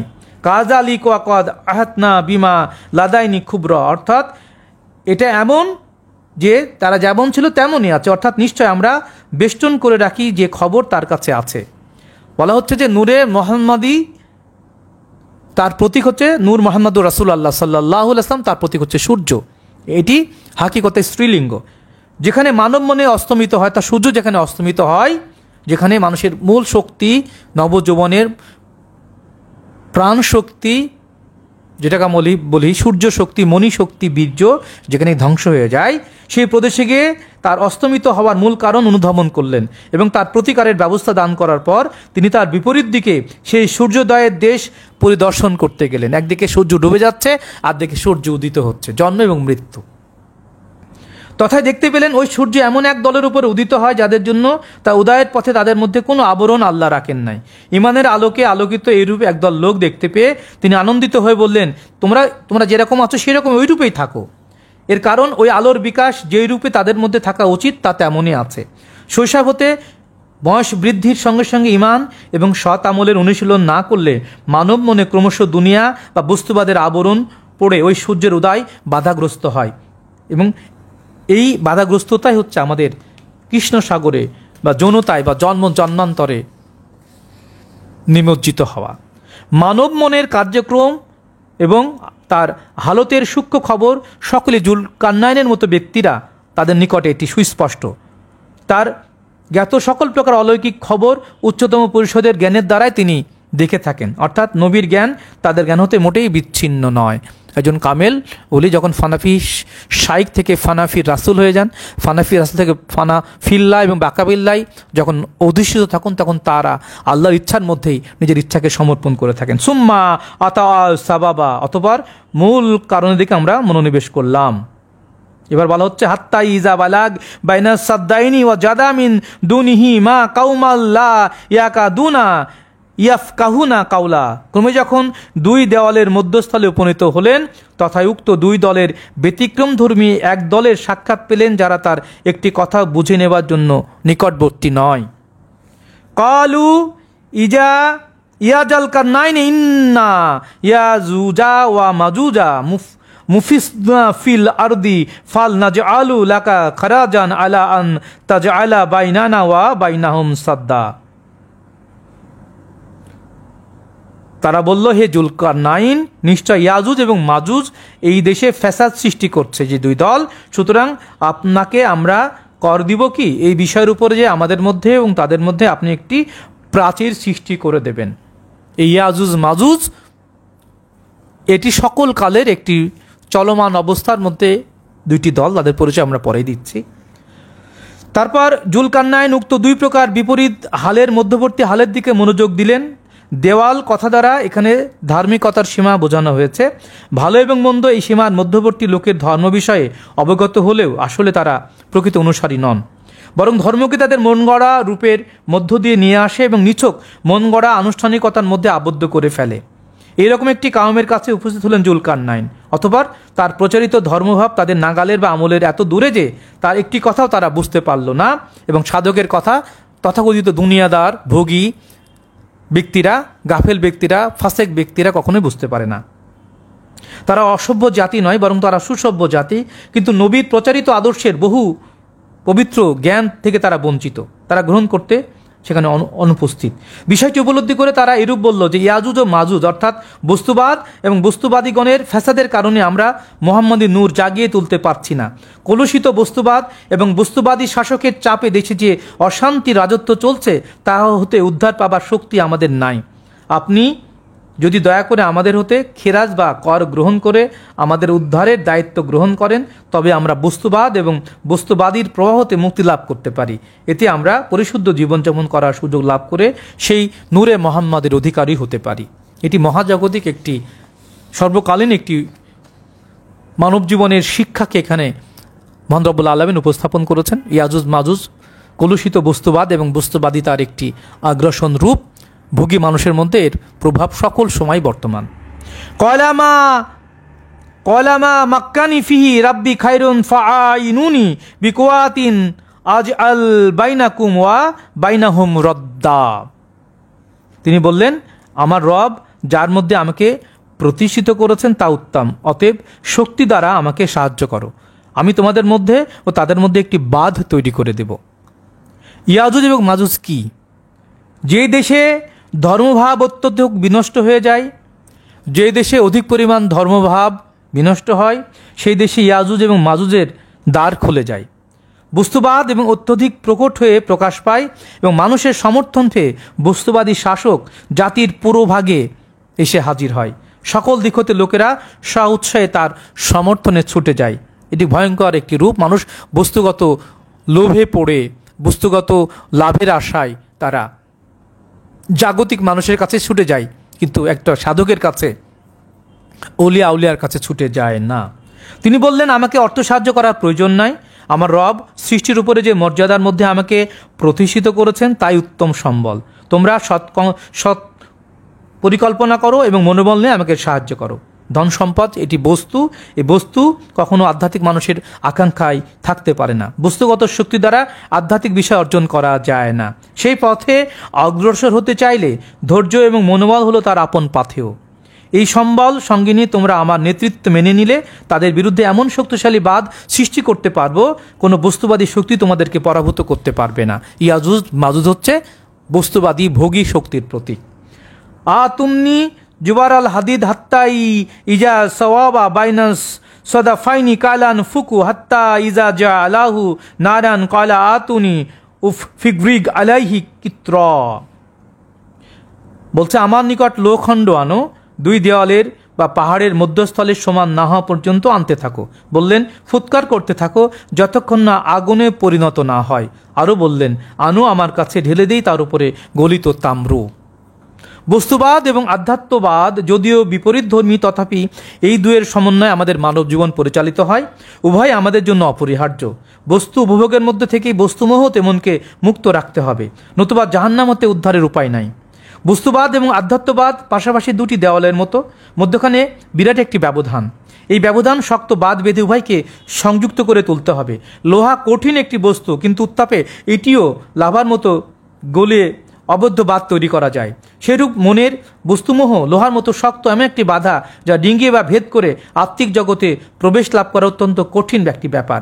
ফুঁকতে ফুঁকতে যেমন আগুন তৈরি হয়, যা দ্বারা কঠিন লোহাও গলে যায়, সেই রকম রবের গুণাবলীর অনুশীলনের পথে রবের নাম কীর্তন, জিকির এলাহি বা ফুৎকার করতে করতে রবের নাম জপতে জপতে অন্তরে প্রেমাগ্নিও হাজির হতে পারে, এবং সেই প্রেমাগ্নি জ্বলে উঠলে যা দ্বারা লোহার মতো কঠিন বস্তু মোহ গলে যায়, এখানে আমরাও সত্য সুপথ লাভ করতে পারি। এই বিগলিত বস্তুবাদ মোহমুক্ত থাকে এবং তা ইহকাল এবং পরকালকে এক সূত্রে আবদ্ধ করে রাখে। অতএব তা দ্বারা বস্তু জগৎ ও আধ্যাত্ম জগতের প্রভেদ দূর হয়ে যায়, দূর নিকটে আসে এবং নিকট দূরে চলে যায়। এক সূত্রে বাধা পড়ে অসীম এবং সসীম। অবশ্যই এই অবস্থায় এসেও তার মধ্যে মানুষ নিজ হতে স্থিত থাকতে পারে না, যতক্ষণ না জুল কারনাইনের মতো উচ্চ পদস্থ একজন কর্মকর্তা আল্লাহর প্রতিনিধিরূপে বর্তমানে স্থায়িত্ব দান না করেন। গলিত তাম্র দ্বারা মোড়ক দেওয়ার রূপক গ্রহণ করা হয়েছে এখানে বিষয়টিকে আলোকিত করার জন্যই। ফামাস্তোয়া ওয়াই ইয়াজ হারুহু ওয়া মাস তাতাউ লাহু নাকবা। তাহলে ইয়াজুজ এবং মাজুজ আর তার পিঠে চড়তে বা তা ডিঙাতে পারবে না এবং তাতে একটি ছিদ্র পাবে না। অর্থাৎ কলুষিত বস্তুবাদ এবং বস্তুবাদিতার এই আগ্রাসন থেকে রক্ষা পাবার জন্য বা ইয়াজুজ মাজুজের এই আকাঙ্ক্ষা থেকে রক্ষা পাবার জন্য যেই দেয়াল বা বাঁধের কথা বলা হচ্ছে, সেটিকে লোহাকে গলিয়ে তার উপরে তামার প্রলেপ দিয়ে সেটাকে সুরক্ষিত করার কথা বলা হচ্ছে। এইভাবে আশ্রয়প্রাপ্ত একটি সমাজ অথবা ব্যক্তির ধর্মজীবন সুদৃঢ় ভিত্তির উপরে প্রতিষ্ঠিত হয়ে যায় যে ইয়াজুজ মাজুজ তা ভেদ করার মতো একটি ছিদ্র খুঁজে পায় না, যার মধ্য দিয়ে কোনোরূপ বস্তু প্রলোভন বা ভয় এসে তাকে কাবু করতে পারে। একটা সাধকের মধ্যে দুনিয়ার সমস্ত চিত্তাকর্ষক সব কিছুকে এনে হাজির করলেও তাকে টলাতে পারে না। যে টলে সে জীব, যে অটলতা অর্জন করে সে ঈশ্বর। তাই বলা হচ্ছে সাধকের ভাষায়, টলে জীব অটলে ঈশ্বর। সুতরাং বস্তুবাদ আধ্যাত্মবাদের সঙ্গে মিশে যায়, সুতরাং তা দ্বারা অকল্যাণের কোনো রাস্তা থাকে না। যদি বস্তুবাদ এবং আধ্যাত্মবাদের সমন্বয়ে মানব জীবন পরিচালিত হয়, তাহলে জীবন হয় সুন্দর। উপরোক্ত কথাগুলোর প্রকাশ অতি সুন্দর, রূপকময় এবং খুবই সংক্ষিপ্ত, এবং ভাবের ঢেউ তুলে দুনিয়াবাসী একে অন্য লোকের দেহ মনে যে সকল আলোড়ন সৃষ্টি করতে পারে, দুনিয়াভিত্তিক ইচ্ছা পূরণ করতে চেষ্টা করে থাকে, এই বাক্যে তারই ইঙ্গিত বহন করা হয়েছে। দেহ মনে মহাপুরুষগণের চিন্তাধারা এবং তাদের ভাবের ঢেউ গ্রহণ করে তার দ্বারা দেহ মনকে আলোড়িত না করে তারা দুনিয়ার কথা দ্বারা পরস্পর আন্দোলিত এবং আলোড়িত হতে থাকে। এর কারণ দুনিয়ার বস্তুবাদী কথাবার্তা ও কর্ম তাদের খেয়ালি প্রবৃত্তির কাছে খুবই প্রিয় বিষয়। আদ্দিন ভিত্তিক বস্তুবাদ বা লৌহ প্রাচীরের সমতুল্য তাকে তারা কখনোই গ্রহণ করতে রাজি হয় না। এর পরিণামে কাফেরদের সঙ্গে জাহান্নামে পুনরায় তাদেরকে একত্রিত করা হয়। সিংগায় ফুৎকার দেওয়া অর্থ দেহের মধ্যে মৃত্যু ঘণ্টা বাজিয়ে দেওয়া। সিংগায় ফুৎকার দেওয়া মানে দেহের মধ্যে মৃত্যুর ঘণ্টা বাজিয়ে দেওয়া। কোরআনের সর্বত্রই মানব দেহকে সিংগা বা বাঁশি হিসেবে উল্লেখ করা হয়েছে। মৃত্যু ঘটনার কালে দেহ হতে নফসের বিদায়ের জন্য বিচ্ছেদে যে ঝড় ওঠে তাকে বলা হচ্ছে সিংগায় ফুৎকার দেওয়া। মৃত্যুকালে এই আকাশ পাতাল দেহ মনের যে বিচ্ছেদ ঘটে সেটির রূপক বর্ণনা হচ্ছে সিংগায় ফুৎকার দেওয়া। কালা হাজা রাহমাতুম্মির রব্বি ফাইজা যা ওয়াদু রব্বি জালাহু দাক্কা ওয়াকানা ওয়াদু রব্বি হাক্কা। এখানে আরও স্পষ্ট করে আল্লাহ তাআলা সেই সত্যকে বলছেন যে তারা বলল যে এটা আমার রবের অনুগ্রহ, অথবা যখন আমার রবের ওয়াদাকৃত সময় আসবে তখন তিনি তা মাটির সাথে মিশিয়ে দেবেন, আর আমার রবের ওয়াদা সত্য। ওয়া তারাকনা বাদওয়াহুম ইয়াও মাইজি ইয়া মুজু ফি বাদি ওয়া নুফিক ফিস সুরি ফাজামানাহুম জামা। আর সেদিন আমি তাদেরকে এমন অবস্থায় ছেড়ে দেব যে তারা একদল আরেক দলের উপর তরঙ্গমালার মতো আশ্রয় পড়বে এবং সিংগায় ফুঁক দেওয়া হবে, অথবা আমি তাদের সকলকে একত্রে করব। ও আরদনা জাহান্নামা ইয়মাইজিলি লাকা ফিরিনা দ, এবং আমরা একে কাফেরদের জন্য জাহান্নাম উপস্থিত করব। নীলাল্লা জিনা কানাত আয়ুনুহুম ফি গিতওয়াইন আন জিক্রি ওয়া কানু লা ইয়াস্তাতিউনা সামা। বলা হচ্ছে নীল্লাজিনা কানাত, অর্থাৎ যাদের চোখ ছিল, আমরা আমাদের জিকির হতে যাদের চোখ স্মরণ এবং সংযোগ হতে পর্দার অন্তরালে ছিল এবং তারা ছিল শ্রবণে অপারগ, অর্থাৎ যাদের চোখ ছিল আমাদের জিকির হতে, স্মরণ এবং সংযোগ হতে বিফল বা পর্দার অন্তরালে, এবং তারা ছিল শ্রবণে অপারগ। উচ্চতম পরিষদের অন্তর্ভুক্ত ব্যক্তিগণের কারো স্মরণ এবং তাদের সাথে সংযোগ রক্ষা করার বিষয়ে যাদের চক্ষু সজাগ থাকে না, বরং দুনিয়ার আবরণে আবদ্ধ হয়ে থাকে, মৃত্যুর পর নির্দিষ্ট সময় সেইরূপ কাফেরদের জন্য জাহান্নাম তাদের কাছে উপস্থিত করা হয়, কারণ তাদের চক্ষু দুনিয়ার পর্দার অন্তরালে অন্ধ অবস্থায় ছিল এবং কর্ণ ছিল বধির। আমিত্বের অজ্ঞানতাই দুনিয়া। মৃত্যুর পূর্বে যারা দুনিয়ার পর্দা ছিন্ন করে চক্ষুষ্মান না হতে পারে এবং কর্ণ আপন রবের এলাম না শুনতে পারে, তারা অন্ধ বধির হয়ে পরপারে জাহান্নামে গমন করে। অমা কানা ফিহাজি আমা ফাউল আখিরাতে আমা ওয়াদাল্ল সাবিল। যারা এখানে সত্যের আলোয় আল্লাহর রবের সাথে এলাম প্রাপ্তির মধ্য দিয়ে যাদের কান শুনতে না পায়, চোখ পবিত্র দিব্যজ্ঞান লাভ না করে, তারা মৃত্যুর পরে আরও অধিক ক্ষতিগ্রস্ত হয়ে ওঠে। আফাহাসিবাল্লাযীনা কাফারু আইয়াত্তাখিযু ইবাদি মিন দুনিয়া আউলিয়া ইন্না তাদনা জাহান্নামা লিল কাফিরিনা নুজুলা। কাফেরগণ কি মনে করে যে আমাকে ছাড়াও তদুপরি আমার দাসগণকে অভিভাবক রূপে, বন্ধুরূপে গ্রহণ করবে? নিশ্চয় আমরা জাহান্নামকে কাফেরদের জন্য আতিথ্যভূমি করেছি। আল্লাহকে সর্বশক্তিমান জেনেও যারা তদুপরি তার সৃষ্ট অন্য শক্তিকে, অর্থাৎ গায়রাল্লাহ বা দুর্বল আল্লাহ বা দুনিয়ার বস্তুগত শক্তিকে উদ্ধারকারী বন্ধু বা অভিভাবক রূপে গ্রহণ করে, এরূপ মিথ্যাশ্রয় দিগকে আতিথ্য দান করা হয় জাহান্নামে। এইখানে ভোগ্য বস্তু প্রচুর আছে, কিন্তু জান্নাতের মতো এখানে নফসের স্বাধীনতা নাই। এখানে বস্তু জগতের নাগপাশে আবদ্ধ থাকতে হয় এবং ভোগে তৃপ্তি ক্ষণস্থায়ী। অসহায় অবস্থায় দোলনার শিশুর মতো জীবন কাটাতে হয় এবং নানা প্রকার সমস্যা, সীমা ও সংকীর্ণতার মধ্যে অতি কষ্টে সাময়িক অতিথির জীবনযাপন করতে হয়। কুল হালু নুনাম বিউকুম বিল আকসারিনা আমালা। বলো, আমলে ক্ষতিগ্রস্তদের খবর আমরা তোমাদের দিব কি? আল্লাযিনা দাল্লা সাইহুম ফিল হায়াতিদ দুনিয়া ওয়া হুম ইয়াসাবুনা আন্নাহুম ইউহিসনুনা সুনা। যাদের পার্থিব জীবনের প্রচেষ্টা ব্যর্থ হয়ে গেছে এবং তারা মনে করছে যে তারা সৎকর্মই করছে। যেরূপ সৎ আমলের দ্বারা আমিত্বের বিনাশ ঘটে তা আমলে সালেহা। জীবন দর্শনের সত্যিকার আদর্শ পালনের অভাবে কাফেরদের সকল আমলই ক্ষতিগ্রস্ত হয়, কিন্তু তারা তাদের কার্যাবলীকে সৎকর্ম বলে মনে করে থাকে। তারা আসলে প্রবৃত্তি পরায়ণ। উলাইকাল্লাযীনা কাফারু বিআয়াতি রাব্বিহিম ওয়া লিকাইহি ফাহাবিতু আমালুহুম ফালা নুকিমু লাহুম ইয়াউমাল কিয়ামাতি ওয়াজনা। এরাই তারা যারা ঢেকে রেখে তাদের রবের পরিচয় এবং তার সাক্ষাৎ, ফলত তাদের আমল বিনষ্ট হয়ে গেছে। সুতরাং কিয়ামতের সময় আমরা তাদের মিজান দাঁড় করাবো না। তাদের ধারণায় যা সৎ আমল তা সত্যিকারের সৎ আমল নয়। তাদের তথাকথিত সৎকর্ম এবং তাদের আমিত্বের আবরণের মধ্যে আপন রবের পরিচয় তারা অজ্ঞাতসারে ঢেকে রাখে, যার ফলে তারা এলহাম প্রাপ্ত হতে পারে না। এইরূপে আমিত্বের অন্তরালে আপন রবের মোলাকাত আপন কর্মদোষে তারা ঢেকেই রাখে। এইরূপে পল্লবগ্রাহী বা সুপারফিশিয়াল আমলকারীদের পার্থিব সকল আমলই বিনষ্ট হয়ে যায়। সুতরাং এদের মিজানকে প্রতিষ্ঠিত করা হয় না। মিজান অর্থ হচ্ছে দাড়িপাল্লা। কোরআনে মানুষের নফসকে মিজান বলা হয়, কারণ নফসকে ভালো মন্দের ওজনগান দেওয়া হয়ে থাকে। এই জন্য নফসের প্রতীক হচ্ছে মিজান বা দাড়িপাল্লা। আগে ফুরকান, মিজান এবং কোরআন, আগে ভালো মন্দের প্রভেদকারী জ্ঞানে যে প্রতিষ্ঠিত, তারপরে তার অন্তর তখন পবিত্র দাড়িপাল্লা বা ভালো মন্দের জ্ঞানের পবিত্রতাকে সাক্ষ্য দিয়ে ভালোর দিকে নিয়ে যায় এবং তারপরে সে কোরআনের সন্ধান পায়। জান্নাতে নফস নিজ ক্ষমতার উপর দাঁড়িয়ে থাকে, তখন সৃষ্টির সব কিছু তার অধীনতা মেনে নেয়। এটি তার রবের দান। অপরপক্ষে জাহান্নাম নফসকে দেহের অধীনতা মেনে নিতেই হয়। অতএব দুনিয়াবাসীর মধ্যে যারা সৃষ্টি দাসত্ব হতে মুক্তির জেহাদ করবে, তারা আল্লাহতে সর্বশক্তি আরোপ করবে। সৃষ্টি কোনো শক্তি বা বস্তুর উপরে নির্ভরের বিশ্বাসী স্থাপন করবে না। কাফেরগণ এই বিষয়ে দুর্বল চিত্ত, তারা এইরূপ নির্ভর করে থাকে। আপন রবের নির্দেশ অনুসারে কর্ম করে জীবন শেষ করলে কিয়ামতের সময় তার নফসকে সৃষ্টির উপরে প্রভুত্ব দান করে বলা হচ্ছে তাকে প্রতিষ্ঠিত করে তোলা হবে, অর্থাৎ তার আপন শক্তির উপরে তাকে তার রব দাঁড় করিয়ে দেবেন। কিয়ামতের সময় অর্থাৎ মরণকালে মুমিন ব্যক্তির নফস তার ফানার দেহত্যাগ করে বাকার দেহ লাভ করে তাতে প্রতিষ্ঠিত এবং স্বাধীন হয়ে যান। এটি খুব গুরুত্বপূর্ণ একটি বিষয়। মৃত্যুকালে মুমিন ব্যক্তিগণ আল্লাহর রহস্যলোকের চিরস্থায়ী দেহ লাভ করেন, আর আমরা যারা জাহান্নামের দেহ লাভ করি, এটি হচ্ছে ক্ষণস্থায়ী এই মানব দেহ, যেটি বারবার মৃত্যু দ্বারা খণ্ডিত হয়। সুতরাং মুমিনগণ এই স্বাধীন এবং বাকাত দেহ লাভ করেন। আর কাফের ব্যক্তির নফস কিয়ামতের সময় দাঁড়িয়ে যায় না, প্রতিষ্ঠিত হয় না, বরং বিদেহী এবং অসহায় অবস্থায় বন্দী হয়ে ছিজ্জিনে থাকে। মোট কথা, ক্ষুদ্র একদল মরণকে জয় করে সূক্ষ্ম দেহপ্রাপ্ত হয়ে চিরঞ্জীব হয় এবং অবশিষ্ট সকলে জাহান্নামের আবর্তে জন্ম মৃত্যুর অধীনেই থেকে যায়।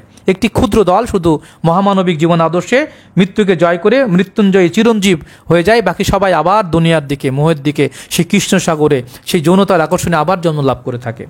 জালিকা জাজাউহুম জাহান্নামা জান্নামু বিমা কাফারু ওয়াত্তাখাযু আয়াতি ওয়া রুসুলি হুজুয়া। এটাই তাদের পারিশ্রমিক, জাহান্নাম, যা তারা ঢেকে রেখেছে বা অস্বীকার করেছে এবং আমার পরিচয়কে এবং আমার রসুলগণকে বিদ্রুপের বিষয়রূপে গ্রহণ করেছে।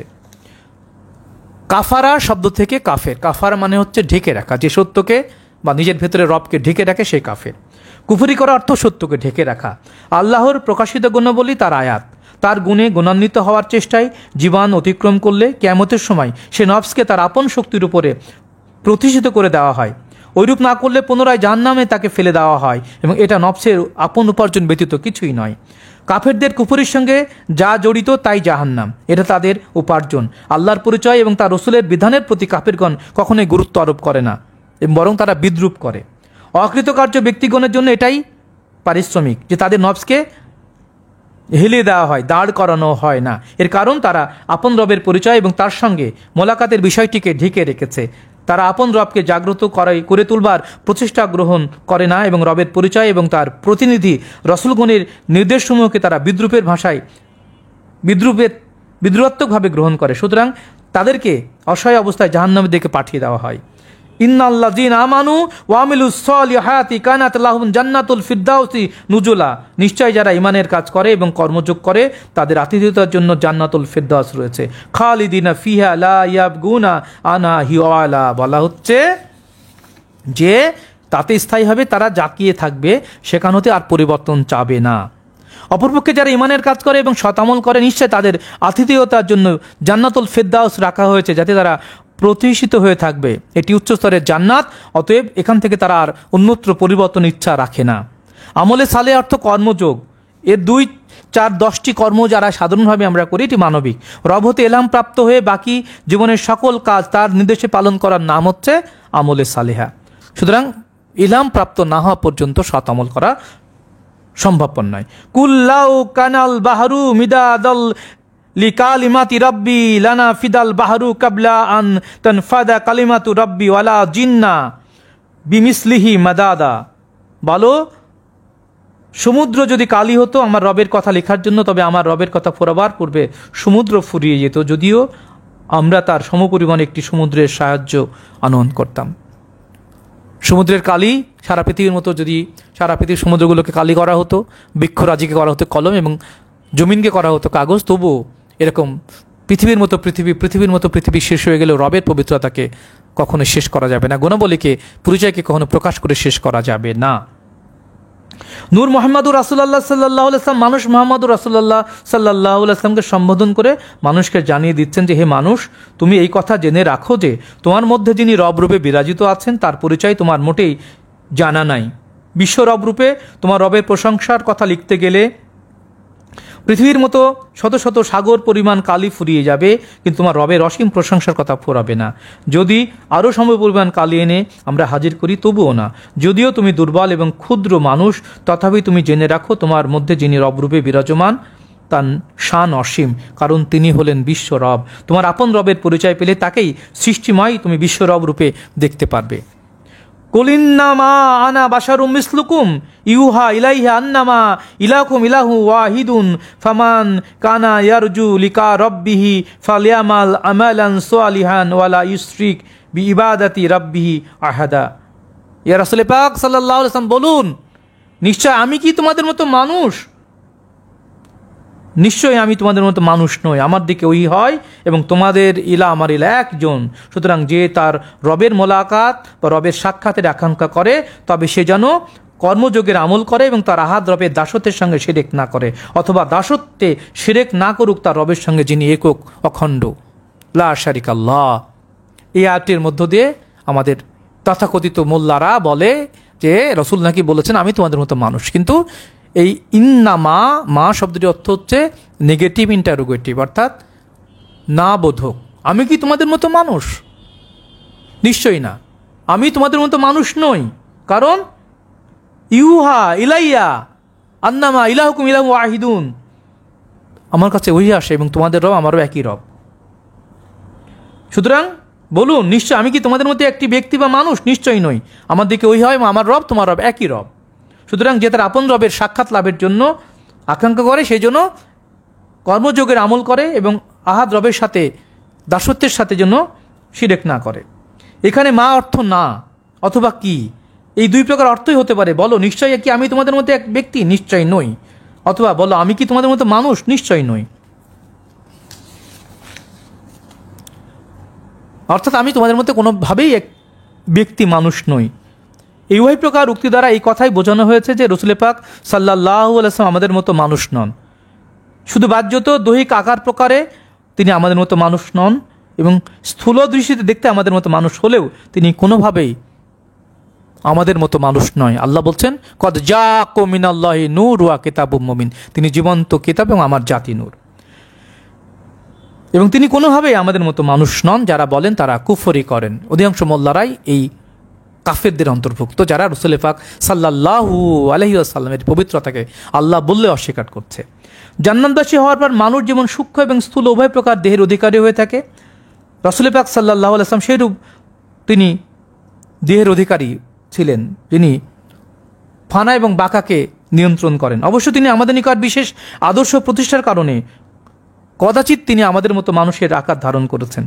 উচ্চস্তরের আউলিয়া কেরামগণও রাসূলুল্লাহ থেকে তার নূরের কিঞ্চিত দানপ্রাপ্ত হয়ে ক্ষণিকের মধ্যে যথাযথ গমন করার বা একই জায়গায় শত জায়গায় একই রূপে একই স্থানে থেকে শত জায়গায় বিরাজমান করার এই আধ্যাত্মিক শক্তি বা বহু জায়গায় একই স্থানে একইভাবে গমন করার অধিকার রাখেন। তারা কখনো দৃশ্যমান আবার কখনো অদৃশ্যমান, কখনো স্থূল দৃষ্টির মধ্যে আবার কখনো অদৃশ্যময়তায় বিরাজমান থাকেন।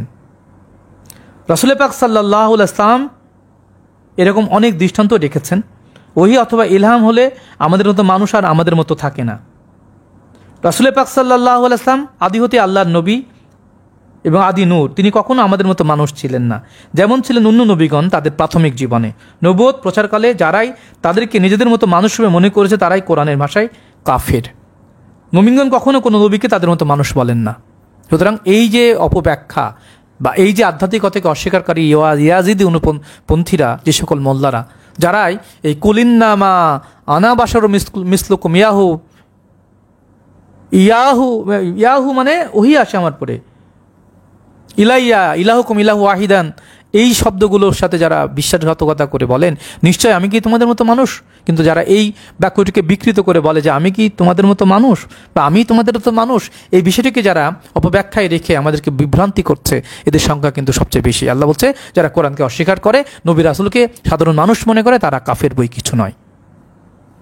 আমরা এই যে দীর্ঘ 4টি গল্প দর্শনের ক্লাসে আমরা সূরা কাহাফের এই বিশেষ রহস্য লোকের সংবাদ আপনাদেরকে দিলাম। এর এক নজরে যদি আমরা এর মূল সারবস্তুটা কি এদিকে যদি আমরা দৃষ্টিপাত করি, তাহলে যারা এই মুহূর্তে আমাকে শুনছেন, আমার সঙ্গে যুক্ত হয়েছেন এবং যারা সারা পৃথিবীর বিভিন্ন প্রান্ত থেকে যুক্ত হবেন, তাদেরকে খুব মনোযোগ দিয়ে আরও গভীরভাবে এই বিষয়গুলোকে অনুধাবনের জন্য অনুরোধ জানাচ্ছি।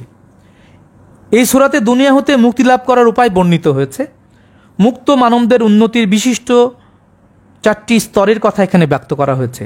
এই স্তরগুলোর আপেক্ষিক গুরুত্ব এবং বৈশিষ্ট্য প্রকাশ করে মানুষকে সেই বিষয়ে সজাগ করে তোলা হয়েছে, যাতে মানুষ তার আপন অবস্থান সম্পর্কে সজাগ থেকে পরবর্তী উন্নত স্তর লাভ করার উপযুক্ত ব্যবস্থা গ্রহণ করতে পারে। দুনিয়া হতে আশ্রয় লাভের প্রথম স্তর হলো কাহাব অথবা মসজিদ। আল্লাহর মসজিদ, আল্লাহর কাহাব এই দেহের মধ্যেই অবস্থিত। এটি না বুঝলে সাধারণ মসজিদে আশ্রয় নিলে সেটি আল্লাহর মসজিদ হয় না, সেটি মানুষের তৈরি করা ইবাদতখানা। সূরাটির প্রারম্ভে বলা হয়েছে যে প্রতিষ্ঠিত প্রশংসা সেই আল্লাহর, যিনি তার দাসদেরকে কিতাব দান করেন। সৃষ্টির কেউই যদি স্রষ্টাকে চিনতে না পারে, তবে স্রষ্টার কোনো প্রশংসাই থাকে না। তার প্রশংসা কাউকে বোঝাতে হলে তার প্রকাশিত গুণসমূহ হতে সেই বান্দাকে গুণদান করতে হবে। লালন সাজি বলছেন, কে বোঝে তোমার অপার লীলে, তুমি আপনি আল্লাহ ডাকো আল্লাহ বলে। আল্লাহর গুণাবলী ব্যতীত আল্লাহকে স্পর্শ করা যায় না। তাই আল্লাহর প্রশংসা কি এটি বোঝাতে হলে আল্লাহই তাকে তার গুণাবলী দান করলে সে ব্যক্তি আল্লাহর গুণকে সাক্ষ্য দিতে পারে। তার গুণেই কেবল তাকে বোঝা সম্ভব। কেতাব দান যাকে করেন কেবল সেই ব্যক্তি তার প্রশংসা বুঝতে এবং দেখতে পারে। কেতাব অর্থ কখনোই ধর্মগ্রন্থ নয়, সৃষ্টির বিকাশ বিজ্ঞান বা পূর্ণাঙ্গ মানবদেহের এই রহস্য লীলায় ঘেরা একটি রহস্য আধার। প্রকৃতির নিয়মের অধীনে এই মানব দেহমন, এই দেহের অধীনতা থেকে দেহমনকে মুক্ত করে তার উপরে কর্তৃত্ব অর্জন করার নাম কেতাব পাওয়া, অর্থাৎ মৃত্যুকে জয় করা, খাওয়া দাওয়া ঘুম লাশারিক হয়ে ওঠার এই শক্তির সাধনাই হচ্ছে মূলত কেতাব লাভের প্রধান শর্ত। সুতরাং মনের পরে পূর্ণ নিয়ন্ত্রণ নিয়ে আসলেই মৃত্যুর পরে জন্মের পরে নিয়ন্ত্রণ যে ব্যক্তি লাভ করেন তিনি কেতাব প্রাপ্ত হন। কেতাব প্রাপ্তির পথের প্রথম স্তর হলো কাহাফে প্রবেশ করা। কাহাফে আশ্রয় নেওয়ার পরবর্তী স্তর হলো সামাজিক জীবনের নীরবতা বা মসজিদে আশ্রয় নেওয়া। সমাজ জীবনে মসজিদ ব্যতীত সবটাই দুনিয়া। অর্থাৎ যদি আমরা এটুকু দেখি যে একটি মসজিদ ঘর সাধারণভাবে নির্মাণ করে রাখা হচ্ছে, সেটি কিন্তু মসজিদই, সেখানে দুনিয়ার আলোচনা চলে না, যদি এখনকার মানুষ দুনিয়ার আলোচনার মধ্যে থাকে। কাহাফ ও মসজিদ উভয় হলো দুনিয়া হতে আল্লাহর রহমতের আশ্রয়। সামাজিক জীবনে আল্লাহর আশ্রয়ের নাম মসজিদ এবং অসামাজিক জীবনে গভীরভাবে আধ্যাত্মিক জীবনে রহস্যলোকে প্রবেশ করার নাম হচ্ছে কাহাফ বা গুহায়। কোনো নবী রসুল অথবা ইমামের আনুগত্যের মধ্যে জীবনযাপন করলে কাহাফ জীবনের প্রয়োজন হয় না। প্রথমেই তিনি তার খাস অনুসারী আসহাবগণকে মসজিদে প্রবেশ করিয়ে থাকেন। বর্তমান যুগে নবী এবং ইমাম অনুপস্থিত, সুতরাং প্রথমে কাহাফে প্রবেশ ব্যতীত সত্যদ্রষ্টা হয়ে আল্লাহর মসজিদে স্থান লাভ করা সম্ভবপর হয় না। ইলহাম প্রাপ্তি না ঘটলে যে দেহমনের মধ্যে লুকিয়ে থাকার এই অশরীরী মহাজগতে প্রবেশের এই আধ্যাত্মিক শক্তি অর্জনের জন্য এই জগৎবাসীকে প্রথমে কাহাফে এবং পরে জাগতিকভাবে নির্জনতায় অবস্থান করতেই হয়। কিন্তু যদি আপনি কোনো কামেল অলির সান্নিধ্যে থাকেন বা নবীর সান্নিধ্যে থাকেন, তাহলে আপনার এই আনুষ্ঠানিকভাবে নির্জনবাসের প্রয়োজন নেই। তিনি সেই শক্তি তার বক্তব্যের মধ্য দিয়ে তার শিষ্যের মনোদেহে প্রবেশ করাতে পারেন। মসজিদের জীবন কাহাফের জীবন হতে অধিক উন্নত মানের। মসজিদ সামাজিক, তাই তার সমাজ জীবনে অধিক কাম্য। কিন্তু সেজদা শব্দ থেকে মসজিদ শব্দটি এসছে, অর্থাৎ সেজদার স্থান, অর্থাৎ সমর্পণের জায়গা, অর্থাৎ গভীর আত্মনিমগ্ন আত্মবিস্তৃত ধ্যান হচ্ছে সেজদার জায়গা।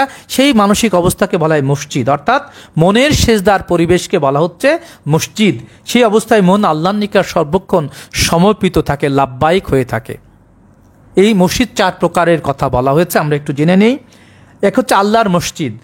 বলা হচ্ছে যে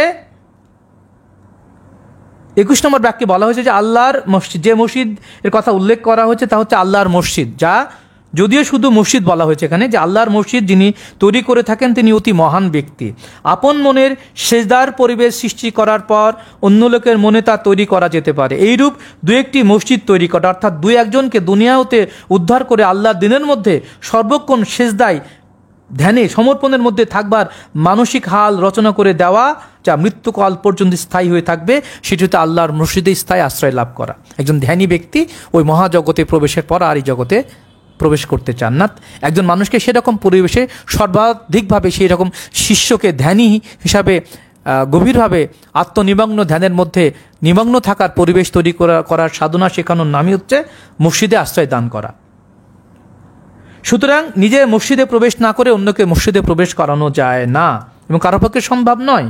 কাহাবকেও আল্লাহর মসজিদ বলা চলে, কিন্তু তার জন্য তেমনটি নামকরণ করা হয়নি। নিজে কামেল না হলে, নিজে ইফতার প্রাপ্ত না হলে অন্যকে কামেল বা ইফতার দান করা যায় না। 2 হচ্ছে প্রজ্ঞার মসজিদ। এটা মনের জন্য সৃষ্ট বিশেষ পরিবেশ, যার মধ্যে বস্তুবিজ্ঞানী, দার্শনিক বা অন্য কোনো শাস্ত্রবিদ নব নব তথ্য সংগ্রহ করতে থাকেন।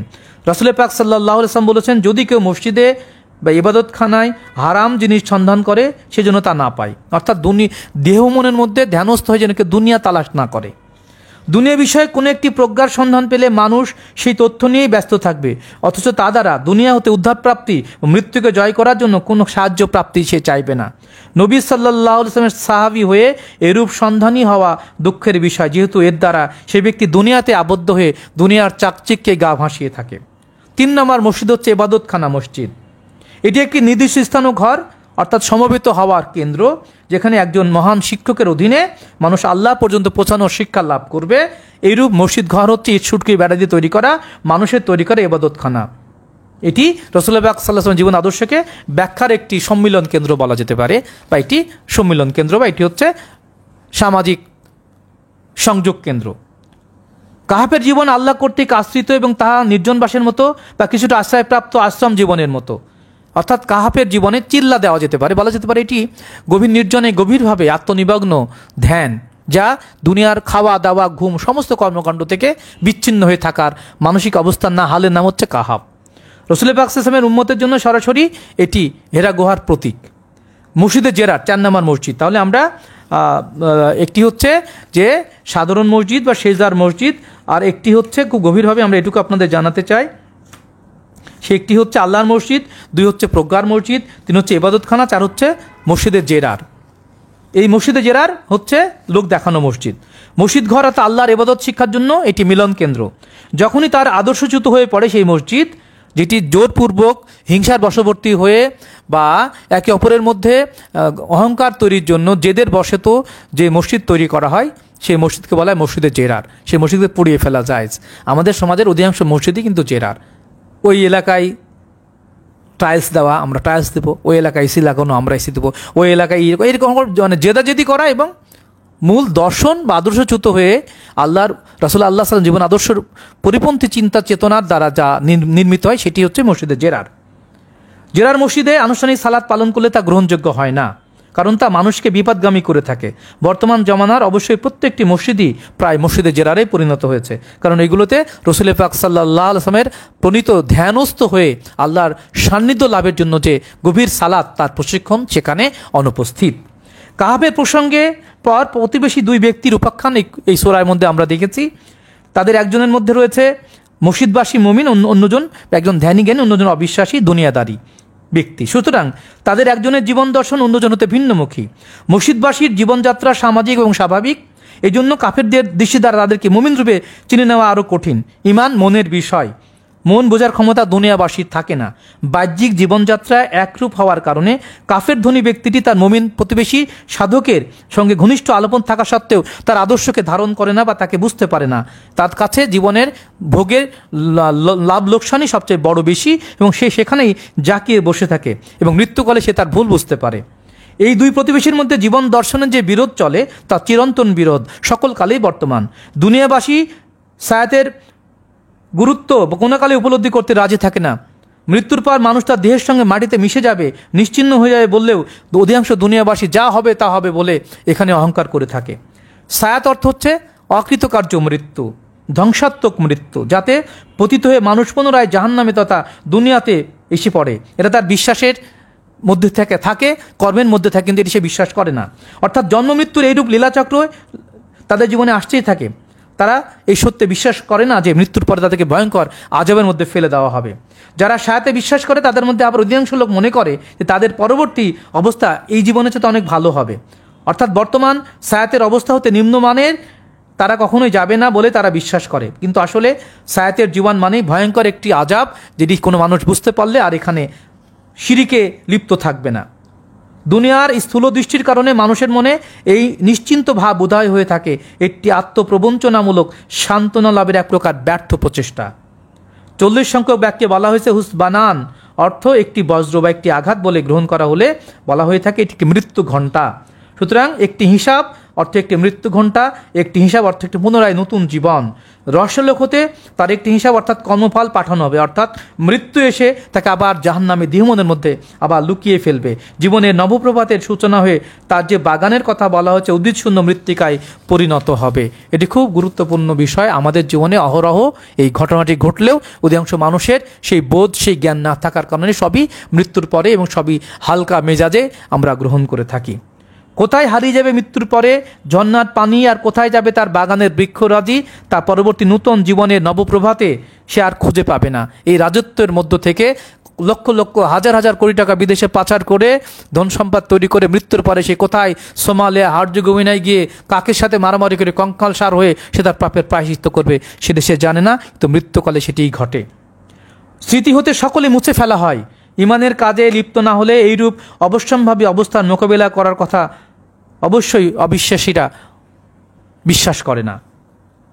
সুতরাং মন্দ কর্ম সেই ব্যক্তিকে ঘিরে ফেললো। সুতরাং তার জীবনের নবপ্রভাত হলো, নতুন জন্ম হলো। হাত দুটি যেমন কর্ম করেছে তেমন কর্মের উপরেই সে আবার জন্ম লাভ করলো। এই প্রত্যাবর্তন ছিল ধ্বংসাত্মক, কারণ তার বাগানের ছত্রছায়ায় তার জীবনে আর তাকে সাহায্য করতে এগিয়ে আসলো না। কোথায় কোন দেশে তার সন্তানাদি এবং বাগান রয়েছে তা তাকে কে বলে দেবে? তাই মৃত্যু ঘণ্টার সময় তাকে আফসোস করতে হয়েছিল, হাই যদি আমার অখণ্ড একক রবের সঙ্গে আমি শিরক না করতাম, তাহলে আমার রব আমার থেকে দূরে চলে যেতেন না এবং আমাকে এইরূপ ধ্বংসের মধ্যে ফেলে যেতেন না। অতএব দুনিয়া নয়, বরং আল্লাহ হলেন উত্তম সাহায্যকারী এবং উত্তম পরিণতি। অবিশ্বাসী ব্যক্তিটি দাসী তার বা ধন সম্পদ তার কোনোই কাজে আসে না, কখনোই আসে না। দুনিয়ার জিন্দেগির মিসাল সাময়িক সবুজ শস্যক্ষেত্রের মতো। আকাশ হতে বর্ষিত জল শোষণ করে শস্যাদি মধুরমা হয়ে ওঠে এবং সুনির্দিষ্ট কর্মবৃত্ত শেষ হলে তাকে বিশেষ করে বিলায় নিয়ে যাওয়া হয়। ঠিক সেই রকম ধন সম্পদ, সন্তান, সন্ততি এদের হতে বিশেষ কিছু আশা করার নাই। উত্তম আশার স্থান হলেন আপন রব, তার কারণ তার নিকটেই ফিরে যেতে হয়। তিনি উত্তম সওয়াব, তিনি পবিত্র গুণাবলী, তিনি পবিত্র আশ্রয়। সুতরাং স্ত্রী পুত্র পরিধান ধন সম্পদ এখানেই একেবারে চিরকালের জন্যই ছেড়ে যেতে হয়। 47 সংখ্যক বাক্যে বলা হচ্ছে রূপকভাবে, কর্তা ব্যক্তিগণ আমাদের পরিচিত এই পৃথিবীর পর্বতাদি বারে বারে ভ্রমণে পাঠিয়ে দেন। প্রকৃতপক্ষে আমাদের হৃদয় ঘাট দুনিয়া দ্বারা পূর্ণ হয়ে গেলে আমাদেরকে এই ভ্রমণে নিয়ে যান এবং পরপরে হৃদয় ঘাট খালি করে ফেরত পাঠিয়ে দেন, তার পছন্দনীয় যোগ্য পণ্য দ্বারা তা পরিপূর্ণ করে তোলার জন্য। এই কথাটি রূপক এবং সাহিত্যের পবিত্র রূপক নান্দনিক প্রচ্ছন্ন ভাষায় অতি সুন্দরভাবে প্রকাশ করেছেন। তার পছন্দনীয় পণ্য ক্রয় না করে বলা হচ্ছে সে তা কি করে, সে তার পছন্দনীয় জিনিসপত্র দ্বারা তার জাহাজ মালামাল পূর্ণ করে এবং ক্রেতাকে রহমতের রাজ্যে প্রবেশাধিকার দান না করে তাকে ফেরত পাঠিয়ে দেয়, যারা তাদের মস্তিষ্কের মধ্যে দুনিয়ার আকর্ষণ দিয়ে পূর্ণ করে। অর্থাৎ পছন্দনীয় পণ্য দিয়ে যারা তারা মস্তিষ্কের ঘট বা মগজ পূর্ণ করে তাদেরকে তাদের মতো করেই দান করা হয় এবং তাদেরকে দুনিয়াতেই তাদের আকাঙ্ক্ষাকে চরিতার্থ করার জন্য ফেরত পাঠানো হয়। যে যা ধায় সে তাই পায়। সুতরাং মধ্যবর্তী অবস্থার অধিককাল বিদ্যমান থাকতে দেওয়া হয় না। জন্মমৃত্যুর মাঝখান থেকে কেউ তাৎক্ষণিক জন্ম লাভ করে, কেউ 40 দিন, কেউ একটি নির্দিষ্ট সময় পার করার পরে তাকে আবারও এলিয়েন সিজনের মধ্য দিয়ে তার কর্মফল অনুযায়ী তাকে পাঠিয়ে দেওয়া হয় পৃথিবীতে। আমিত্বের সকল অনুভূতি মুছে ফেলে বীজরূপে পরিণত করে সম্পূর্ণরূপে রবের উপর নির্ভরশীল করে সৃষ্টিতে আবারও মাতৃগর্ভে পাঠিয়ে দেওয়া হয়। প্রথম যেমন সৃষ্টি করা হয়েছিল সেরকম আবার সৃষ্টি করা হয়। অথচ মানুষ ধারণা করে যে উচ্চতম পরিষদে তাদের ওয়াদা থেকে পিছিয়ে যাচ্ছেন বা ওয়াদা পূর্ণ করছেন না। দেহত্যাগের দ্বারা তারা কেতাবের বিধান হতে মুক্ত হয়ে যান, অর্থাৎ কেতাব হতে তারা সরে যান। শুক্রকীটের মধ্যে পুনর্জীবনে এসে বস্তু জগতের সঙ্গে সম্পৃক্ত হওয়ার কারণে এখন হতে তারা কেতাবের সঙ্গে আবার সম্পৃক্ত হয়ে গিয়েছে। তাদের নিকটে তাদের সকল কর্ম এসে হাজির হয়। তাদের কর্মফল অনুযায়ী তাদের নিকট উপস্থাপিত এই কিতাবের বিধানাদির প্রতি পাপীগণ তাদের সারা জীবনে যে সকল আচরণ করে তা তাকে মুহূর্তকাল খুঁটিয়ে খুঁটিয়ে দেখানো হয়। আমাদের চোখ রেকর্ডিং করতে থাকে, এইচডি রেকর্ডিং, কান এইচডি অডিও ভিজুয়াল রেকর্ডিং আমাদের মস্তিষ্কে জমা হতে থাকে। বিজ্ঞান বলছে একজন মানুষ মৃত্যুর পরে সেই মানুষের মস্তিষ্ক থেকে 300 বছর এইচডি হাই ডেফিনেশন ভিডিও যদি লাগাতার বের করতে থাকা হয় তবুও সেটি শেষ হবে না। সুতরাং এই যে মনের রক্ষণাবেক্ষণ, এই মনের যে বীজ, সেই বীজগুলোকে সংক্ষিপ্ত আকারে শুক্রকীটের মধ্যে বিশেষ পর্যায়ে সন্নিবেশিত করে আবার নতুন প্রভাতে নতুন জন্মে তাকে পাঠিয়ে দেওয়া হয় এবং তার প্রতিটি কর্মকাণ্ড তাকে দেখানো হয়। ছোট বড় সকল কর্মের ফল তাতে যেভাবে বিভিন্ন চরিত্রে নিয়ন্ত্রিত কার্যকরিত হয়ে থাকে তা দেখে পাপ্পীগণ হতাশ থেকে হতাশতর হয়ে ওঠেন। ফলে তারা দেখতে পায় যে তাদের আচরণ এত সূক্ষ্মভাবে ন্যায়ের পথগামী হতে চাইবে না। ফলত কেতাবের সঙ্গে সমন্বয়ের অভাবে তারা হয়তো মুক্তিপ্রাপ্ত বা কেতাব প্রাপ্ত হতে পারবে না। এই কারণে তারা ভয় পেয়ে যায়। 50 সংখ্যক বাক্যের জবাব এবং ব্যবস্থা হিসেবে আদমকে সিজদা করার উদাহরণ বলা হয়েছে এখানে। এই সিজদা করার বিষয়টি সর্বকালীন। আদম পূর্ণাঙ্গ সিদ্ধ মানুষের প্রতীক। আদমের নিকট সমর্পণের ব্যবস্থাটি চিরন্তন একটি ব্যবস্থা। এটি শুধু একটি কাহিনী অথবা একটি ঘটনার উল্লেখ মাত্র নয়। নবী এবং রসুল এবং ইমামগণের নিকট আত্মসমর্পণের নাম হচ্ছে আদমকে সিজদা, আনুগত্য করাই সিজদা। ফেরেশতাগণ আমিত্বহীন এবং সরল, তারা আদমের নিকট আত্মসমর্পণ করে, কিন্তু ইবলিস আমিত্ব বিশিষ্ট জিন বলে আত্মসমর্পণ করে না। যাদের মধ্যে জিন ভাব বেশি, আমিত্ব বেশি, তারা কখনোই অন্য একজন আদমকে জ্ঞানী সত্তাকে মেনে নিয়ে তার মতো চলতে পারে না। এই জন্য আদমের নিকট আত্মসমর্পণ করল সকলেই, কিন্তু ইবলিস আত্মসমর্পণ করেনি। নিজ বুদ্ধির প্রয়োগ করতে গিয়ে ইবলিস নূরে মোহাম্মদী অর্জনে ব্যর্থ হয়ে পড়ে। মানুষের মধ্যে ফেরেশতা ভাব এবং জিন ভাব এই উভয়ের সমাবেশ রয়েছে। শুক্রকীট অর্জনে ব্যর্থ হয় এবং শুক্রকীট অবস্থা হতে আরম্ভ করে শৈশব পর্যন্ত যতকাল তার অস্তিত্ব রবের উপরে ন্যস্ত থাকে ততকাল সে ফেরেশতা অবস্থা সম্পন্ন বা স্বভাব সম্পন্ন। বীজ রূপে জিন স্বভাব তার মধ্যে থাকলেও তা ঘুমন্তমে নিষ্ক্রিয় থাকে। সমাজ ব্যবস্থায় নবীর শাসন ও সৎশিক্ষা বলবৎ রাখলে শৈশবকালের সরলতা সমাজ জীবনে রক্ষিত থাকবে। ফলত জিনের কথা বা ইবলিসের বিদ্রোহী ভাব মোদের মধ্যে শান্ত থাকবে, প্রদমিত থাকবে। নূরে মোহাম্মদী অর্জন করার ব্যবস্থা ফেরেশতার জন্য অবশ্যই রাখা হয়নি। এই জন্য তারা মুমিন মানুষ এবং মুমিন জিনের খাদেম মাত্র। এই মুমিন যারা আল্লাহর পবিত্রতাকে ধারণ করেন, ইলহামকে ধারণ করেন, তাদের নৈকট্যই প্রাপ্ত হন যারা সরল স্বভাবের এবং যারা ফেরেশতা অপেক্ষা পবিত্র মানব সত্তা। মৃত্যুর পর বিধেয়ী অবস্থায় বস্তু জগতের সঙ্গে নফসের সেরেক আর থাকে না। তখন তাদেরকে তৌহিদের প্রকৃত রূপটি দেখিয়ে দেওয়ার জন্য তাদেরকে বলা হয়, তোমরা ডাকো দেখি তাদেরকে যাদের সাহায্যপ্রাপ্ত হয়েছিলে বলে তোমরা মনে করতে। তারা তখন ডাক দেয়, কিন্তু কেউই তাদের ডাকে সাড়া দেয় না, কারণ এই উভয় দলের মধ্যে রচনা করা হয়েছে মৃত্যুর ব্যবধান। তারা সব দেখতে পায়, কিন্তু কেউ তাদের ডাকে সাড়া দেয় না। অর্থাৎ দেহের মৃত্যুর কারণে নফস নিজের মধ্যে মিথ্যা সেরেক ভাব রচনা করার ক্ষমতা হারিয়ে ফেলে। যে আগুনে মানুষ বাস করছে তা যে কত ভয়ঙ্কর, স্বচ্ছ দৃষ্টির অভাবে তা দৃষ্টিগোচর হয় না। এই গুরুত্ব বোঝার জন্য মৃত্যুর পরে বিধেয়ী নফসের মনোভাব এবং এর প্রতি কিরূপ গুরুতর হয়ে থাকে তা প্রকাশ করার জন্য দুনিয়াবাসীকে এটি রূপক আকারে সজাগভাবে জানিয়ে দেওয়া হয়েছে। মৃত্যু পরবর্তী জীবন এবং সে নফস এবং সে আত্মার পবিত্রতাকে সূক্ষ্মভাবে না জানা পর্যন্ত মানুষ এই জীবনে কখনোই সত্য পথে আসার আগ্রহ তৈরি করতে পারে না। জাহান্নামের আগুনকে তারা সামান্য আগুনই মনে করে। নিশ্চয় মানুষের জন্য তার জীবনের প্রয়োজনীয় সকল বিষয়ের উপমা কোরআন দিয়েছে, যেন কোনো বিষয় ভুল পথ গ্রহণ করতে না হয়। কিন্তু এই বিষয়ে যারা অধিকাংশ মানুষ প্রায় বিতর্কপ্রিয় এবং এই জন্য তারা কোরআনের মূল লক্ষ্য থেকে ভ্রান্ত। আপন রবের হেদায়েত এবং ক্ষমার বিষয়ে তাদের সম্মুখে উপস্থিত করলে তখন তারা পূর্বপুরুষের সুন্নত হিসাবে আপাত মধুর নিকটবর্তী শাস্তিকে গ্রহণ করতে ভালোবাসে এবং সত্যিকার রূপে এটা যে শাস্তি এই কথা ছাড়া স্বীকার করতেই চায় না। এই সকল উপমা দ্বারা স্পষ্ট বুঝিয়ে দেওয়ার পরেও তারা এই শাস্তিসমূহকে তারা সহজভাবে গ্রহণ করে। সুতরাং তারা সহজ সরল জীবনকে গ্রহণ করতে অপরাগ থাকে এবং জটিল কুটিল ভোগ বিলাসের মধ্যে জীবনকে ভাসিয়ে দেয়। সুপাত এবং কুপাতের পরিচয় দিয়ে মানুষকে সজাগ করে সুসংবাদ দান করার জন্যই রসুলগণকে পাঠানো হয়। কিন্তু কাফেরগণ সত্যের বিরোধিতা করার জন্য বাতিলকে গ্রহণ করে থাকে এবং আল্লাহর পরিচয়ের বিষয়ে বিদ্রোহ এবং তাচ্ছিল্য সহকারে গ্রহণ করে। রবের পরিচয়ের সংযোগে এনে দিল যারা মুখ ফিরিয়ে নেয় তারা অধিক জালেম। দুনিয়ায় মানুষ এটা ভুলে থাকে যে অতীত জীবনের কর্ম অনুসারে তার বর্তমান জীবন গঠিত। রবের পরিচয় দিক হতে মুখ ফিরিয়ে রাখলে রবের অস্তিত্ব স্বাভাবিক নিয়ম অনুসারেই চোখে অজ্ঞানতার পর্দা এবং কানে বধিরতার স্থাপন করে দেয়। এই জন্য দুনিয়াবাসী তার রবের ইলাম শুনে না, সত্যের দর্শন লাভ করে না। এইরূপ ব্যবস্থা ও অস্তিত্বে রাখার কারণে হেদায়েতের পথে ডাকলেও এই জীবনে তারা হেদায়েত প্রাপ্ত হবে না। তিনি রহমত দান করার সকল ব্যবস্থায় রেখেছেন, কিন্তু মানুষ তার রবের বিধান ত্যাগ করে আপন নিয়মে সমাজ গঠন করে চলে। এই জন্য দুনিয়া হতে মুক্তি লাভ করতে পারে না। এটি চিরন্তন একটি মানসিক বিহাল অবস্থা। মুমিনের জিন্দেগি ও আদর্শ আলোচনার পর ধর্মজীবনের অর্থাৎ পারত্রিক জীবনের তৃতীয় পর্যায়ে উল্লেখ করা হয়েছে একটি নবুয়তের পর্যায়। মুসা আলাইহিস সালাম তার নবুয়তের পর্যায় হতে উন্নীত হয়ে ধর্মজীবনের চতুর্থ এবং চরম পর্যায়ে লাভের জন্য প্রচেষ্টা গ্রহণ করেছেন, অর্থাৎ উচ্চতম পরিষদের দলভুক্ত হওয়ার জন্য ব্যবস্থা গ্রহণ করেছেন। নির্ভীকতা ও মনের যুবশক্তি হলো ওই পথের একমাত্র সম্বল। তাই তিনি বলিষ্ঠ মন নিয়ে ওই পথে অগ্রসর হতে লাগলেন। আত্মিক এই ভ্রমণ পথে তার সঙ্গে অন্য কোনো ব্যক্তির উপস্থিতির কথা কোরআনে উল্লেখ নাই। একাকী তিনি এবং সঙ্গে তার যুবক নফস। রূপকের সাহায্যে আধ্যাত্মিক বিষয়ের প্রকাশ অত্যন্ত নান্দনিক। দুনিয়াবাসীর ভাষা এবং তাদের পরিচিত বস্তু দ্বারা সত্য জগতের পরিবেশ ও পরিচয় প্রকাশ করা হয়েছে। এই জন্য বিষয়টি দুর্বোধ্য এবং জটিল বলে মনে হতে পারে। মুসা নবীর জীবনের একটি কাহিনী জ্ঞাত করার জন্য নয়, বরং মানুষকে আধ্যাত্মিক উন্নতির পথে নির্দেশের জন্য মুসা নবীর ভ্রমণ বৃত্তান্ত বর্ণনা করা হয়েছে। দুই সমুদ্রের মিলনস্থল রূপে যে এক ব্যক্তির সঙ্গে সাক্ষাৎ করানো হয়েছে। ইনিকে অধিকাংশ লোক বলে থাকে ইনি হচ্ছেন খিজির আলাইহিস সালাম, যার অর্থ হচ্ছে চিরসবুজ। তারপর খিজির আলাইহিস সালাম নবী না অলি, এই বিষয়ে মতানৈক্য আছে। অলি হয়ে থাকলে মুসা নবী একজন অলিকে কেমন করে গুরু হিসেবে মানেন, ইত্যাদি অনেক প্রশ্ন এবং সমস্যার উদয় আমাদের মনে হয়ে থাকে।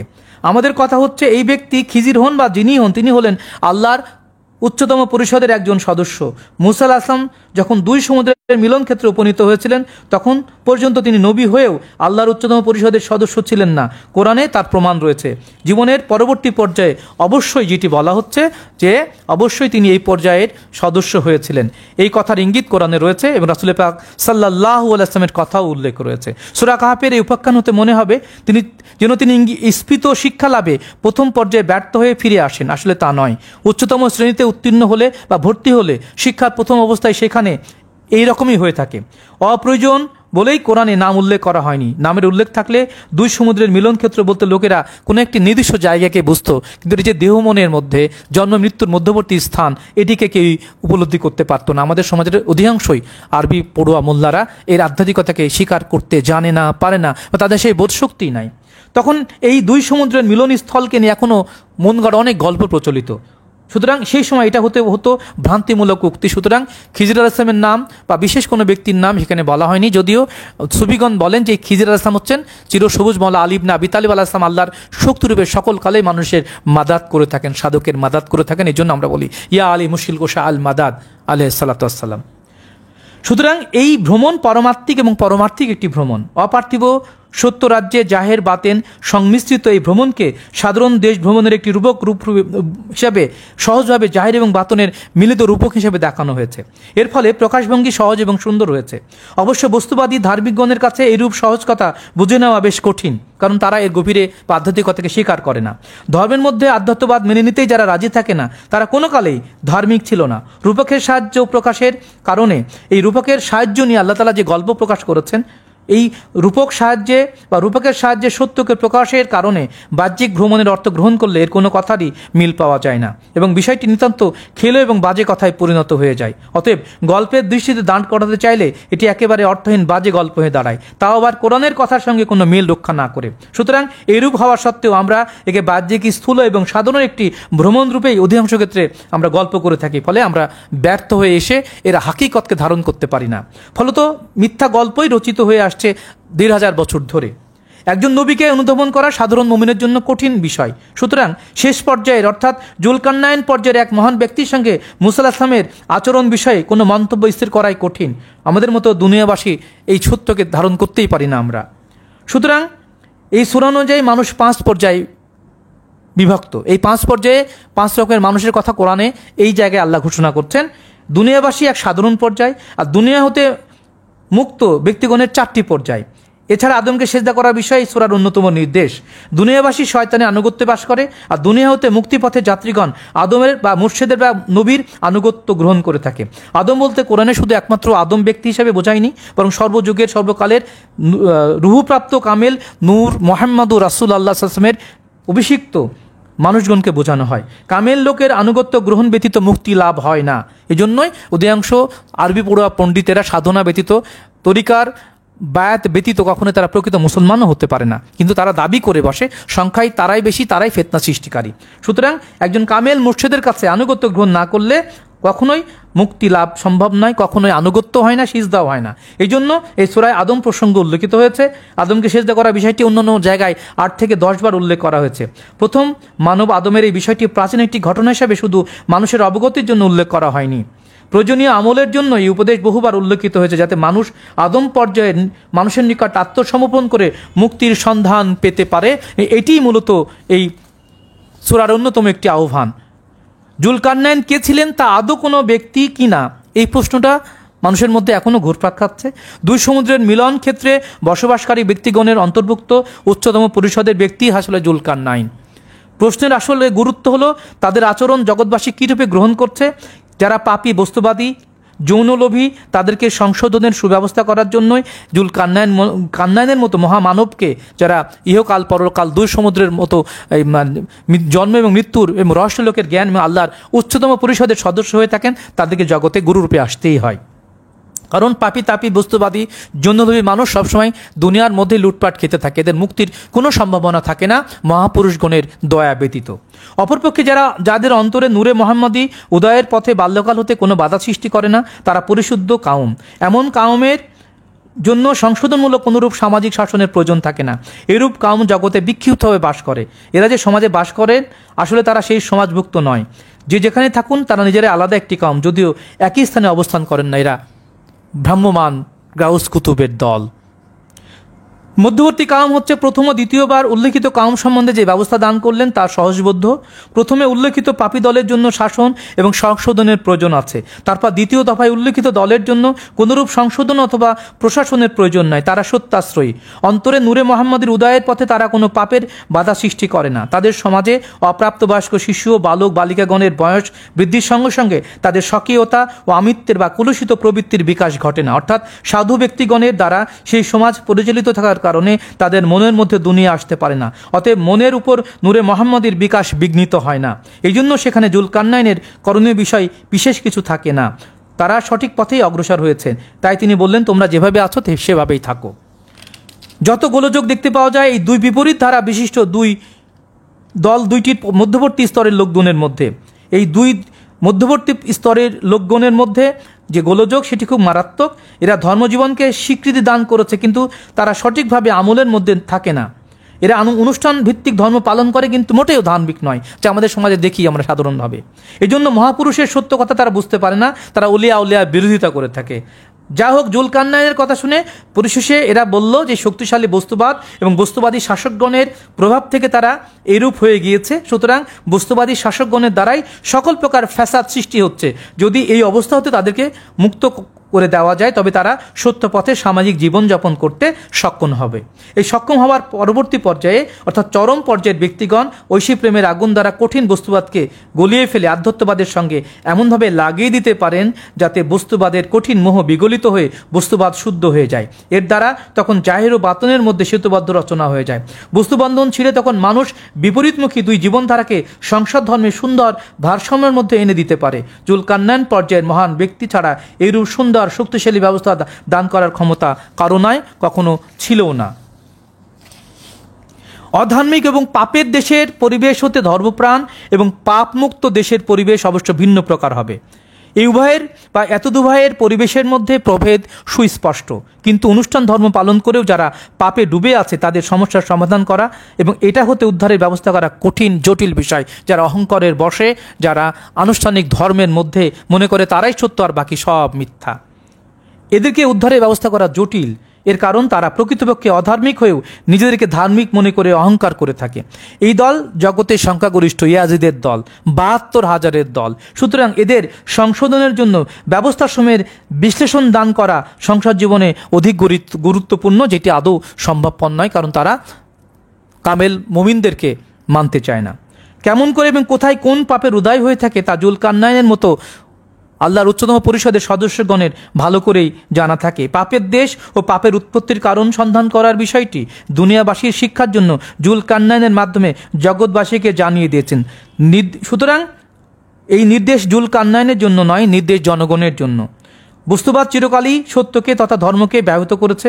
ধর্মকে সত্য জেনেও বস্তুবাদী ভোগীরা তার প্রতি সূক্ষ্ম বিরোধিতা করেছে এবং প্রায়শই তা অধার্মিকের ভূমিকায় নয়, বরং মানব রচিত বিকৃত শক্তিশালী ধর্মের ভিত্তির উপরে তারা এইরূপ করে আসছে।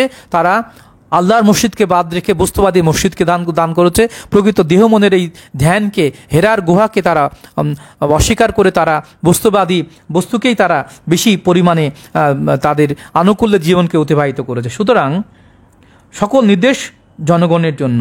সুতরাং মানবরচিত বিকৃত শক্তিশালী ধর্মের ভিত্তির কারণেই, মোল্লাদের অপব্যাখ্যার কারণে, কোরআনের অপব্যাখ্যার কারণে আজকে মানুষ বিভ্রান্ত। প্রথমে শেষ বাক্যে রয়েছে যা এবং যে বিষয় দ্বারা আরম্ভ তা এবং সেই বিষয়ের উৎস এবং উপসংহার রচনা করেই ভাবের পরিপূর্ণতা সৃষ্টি করে সূরার সমাপ্তি ঘটানো হয়েছে, যা কোরআনের জন্য অত্যন্ত একটি নান্দনিক বৈশিষ্ট্যমণ্ডিত।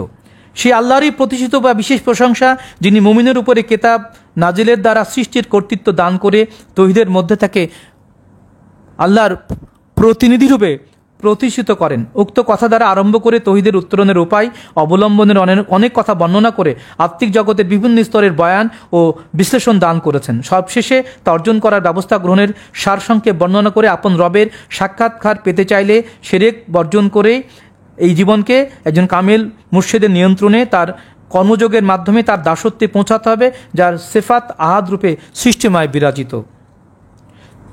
সুতরাং এই সূরাকে কোরআনের সূরা বলা হয়ে থাকে, কারণ এর তেলাওয়াত এবং আমল পার্থিব লোভ, মোহ, কামনা, বাসনাদি মানব মনের সকল প্রকার মিথ্যা বন্ধন কেটে ফেলে।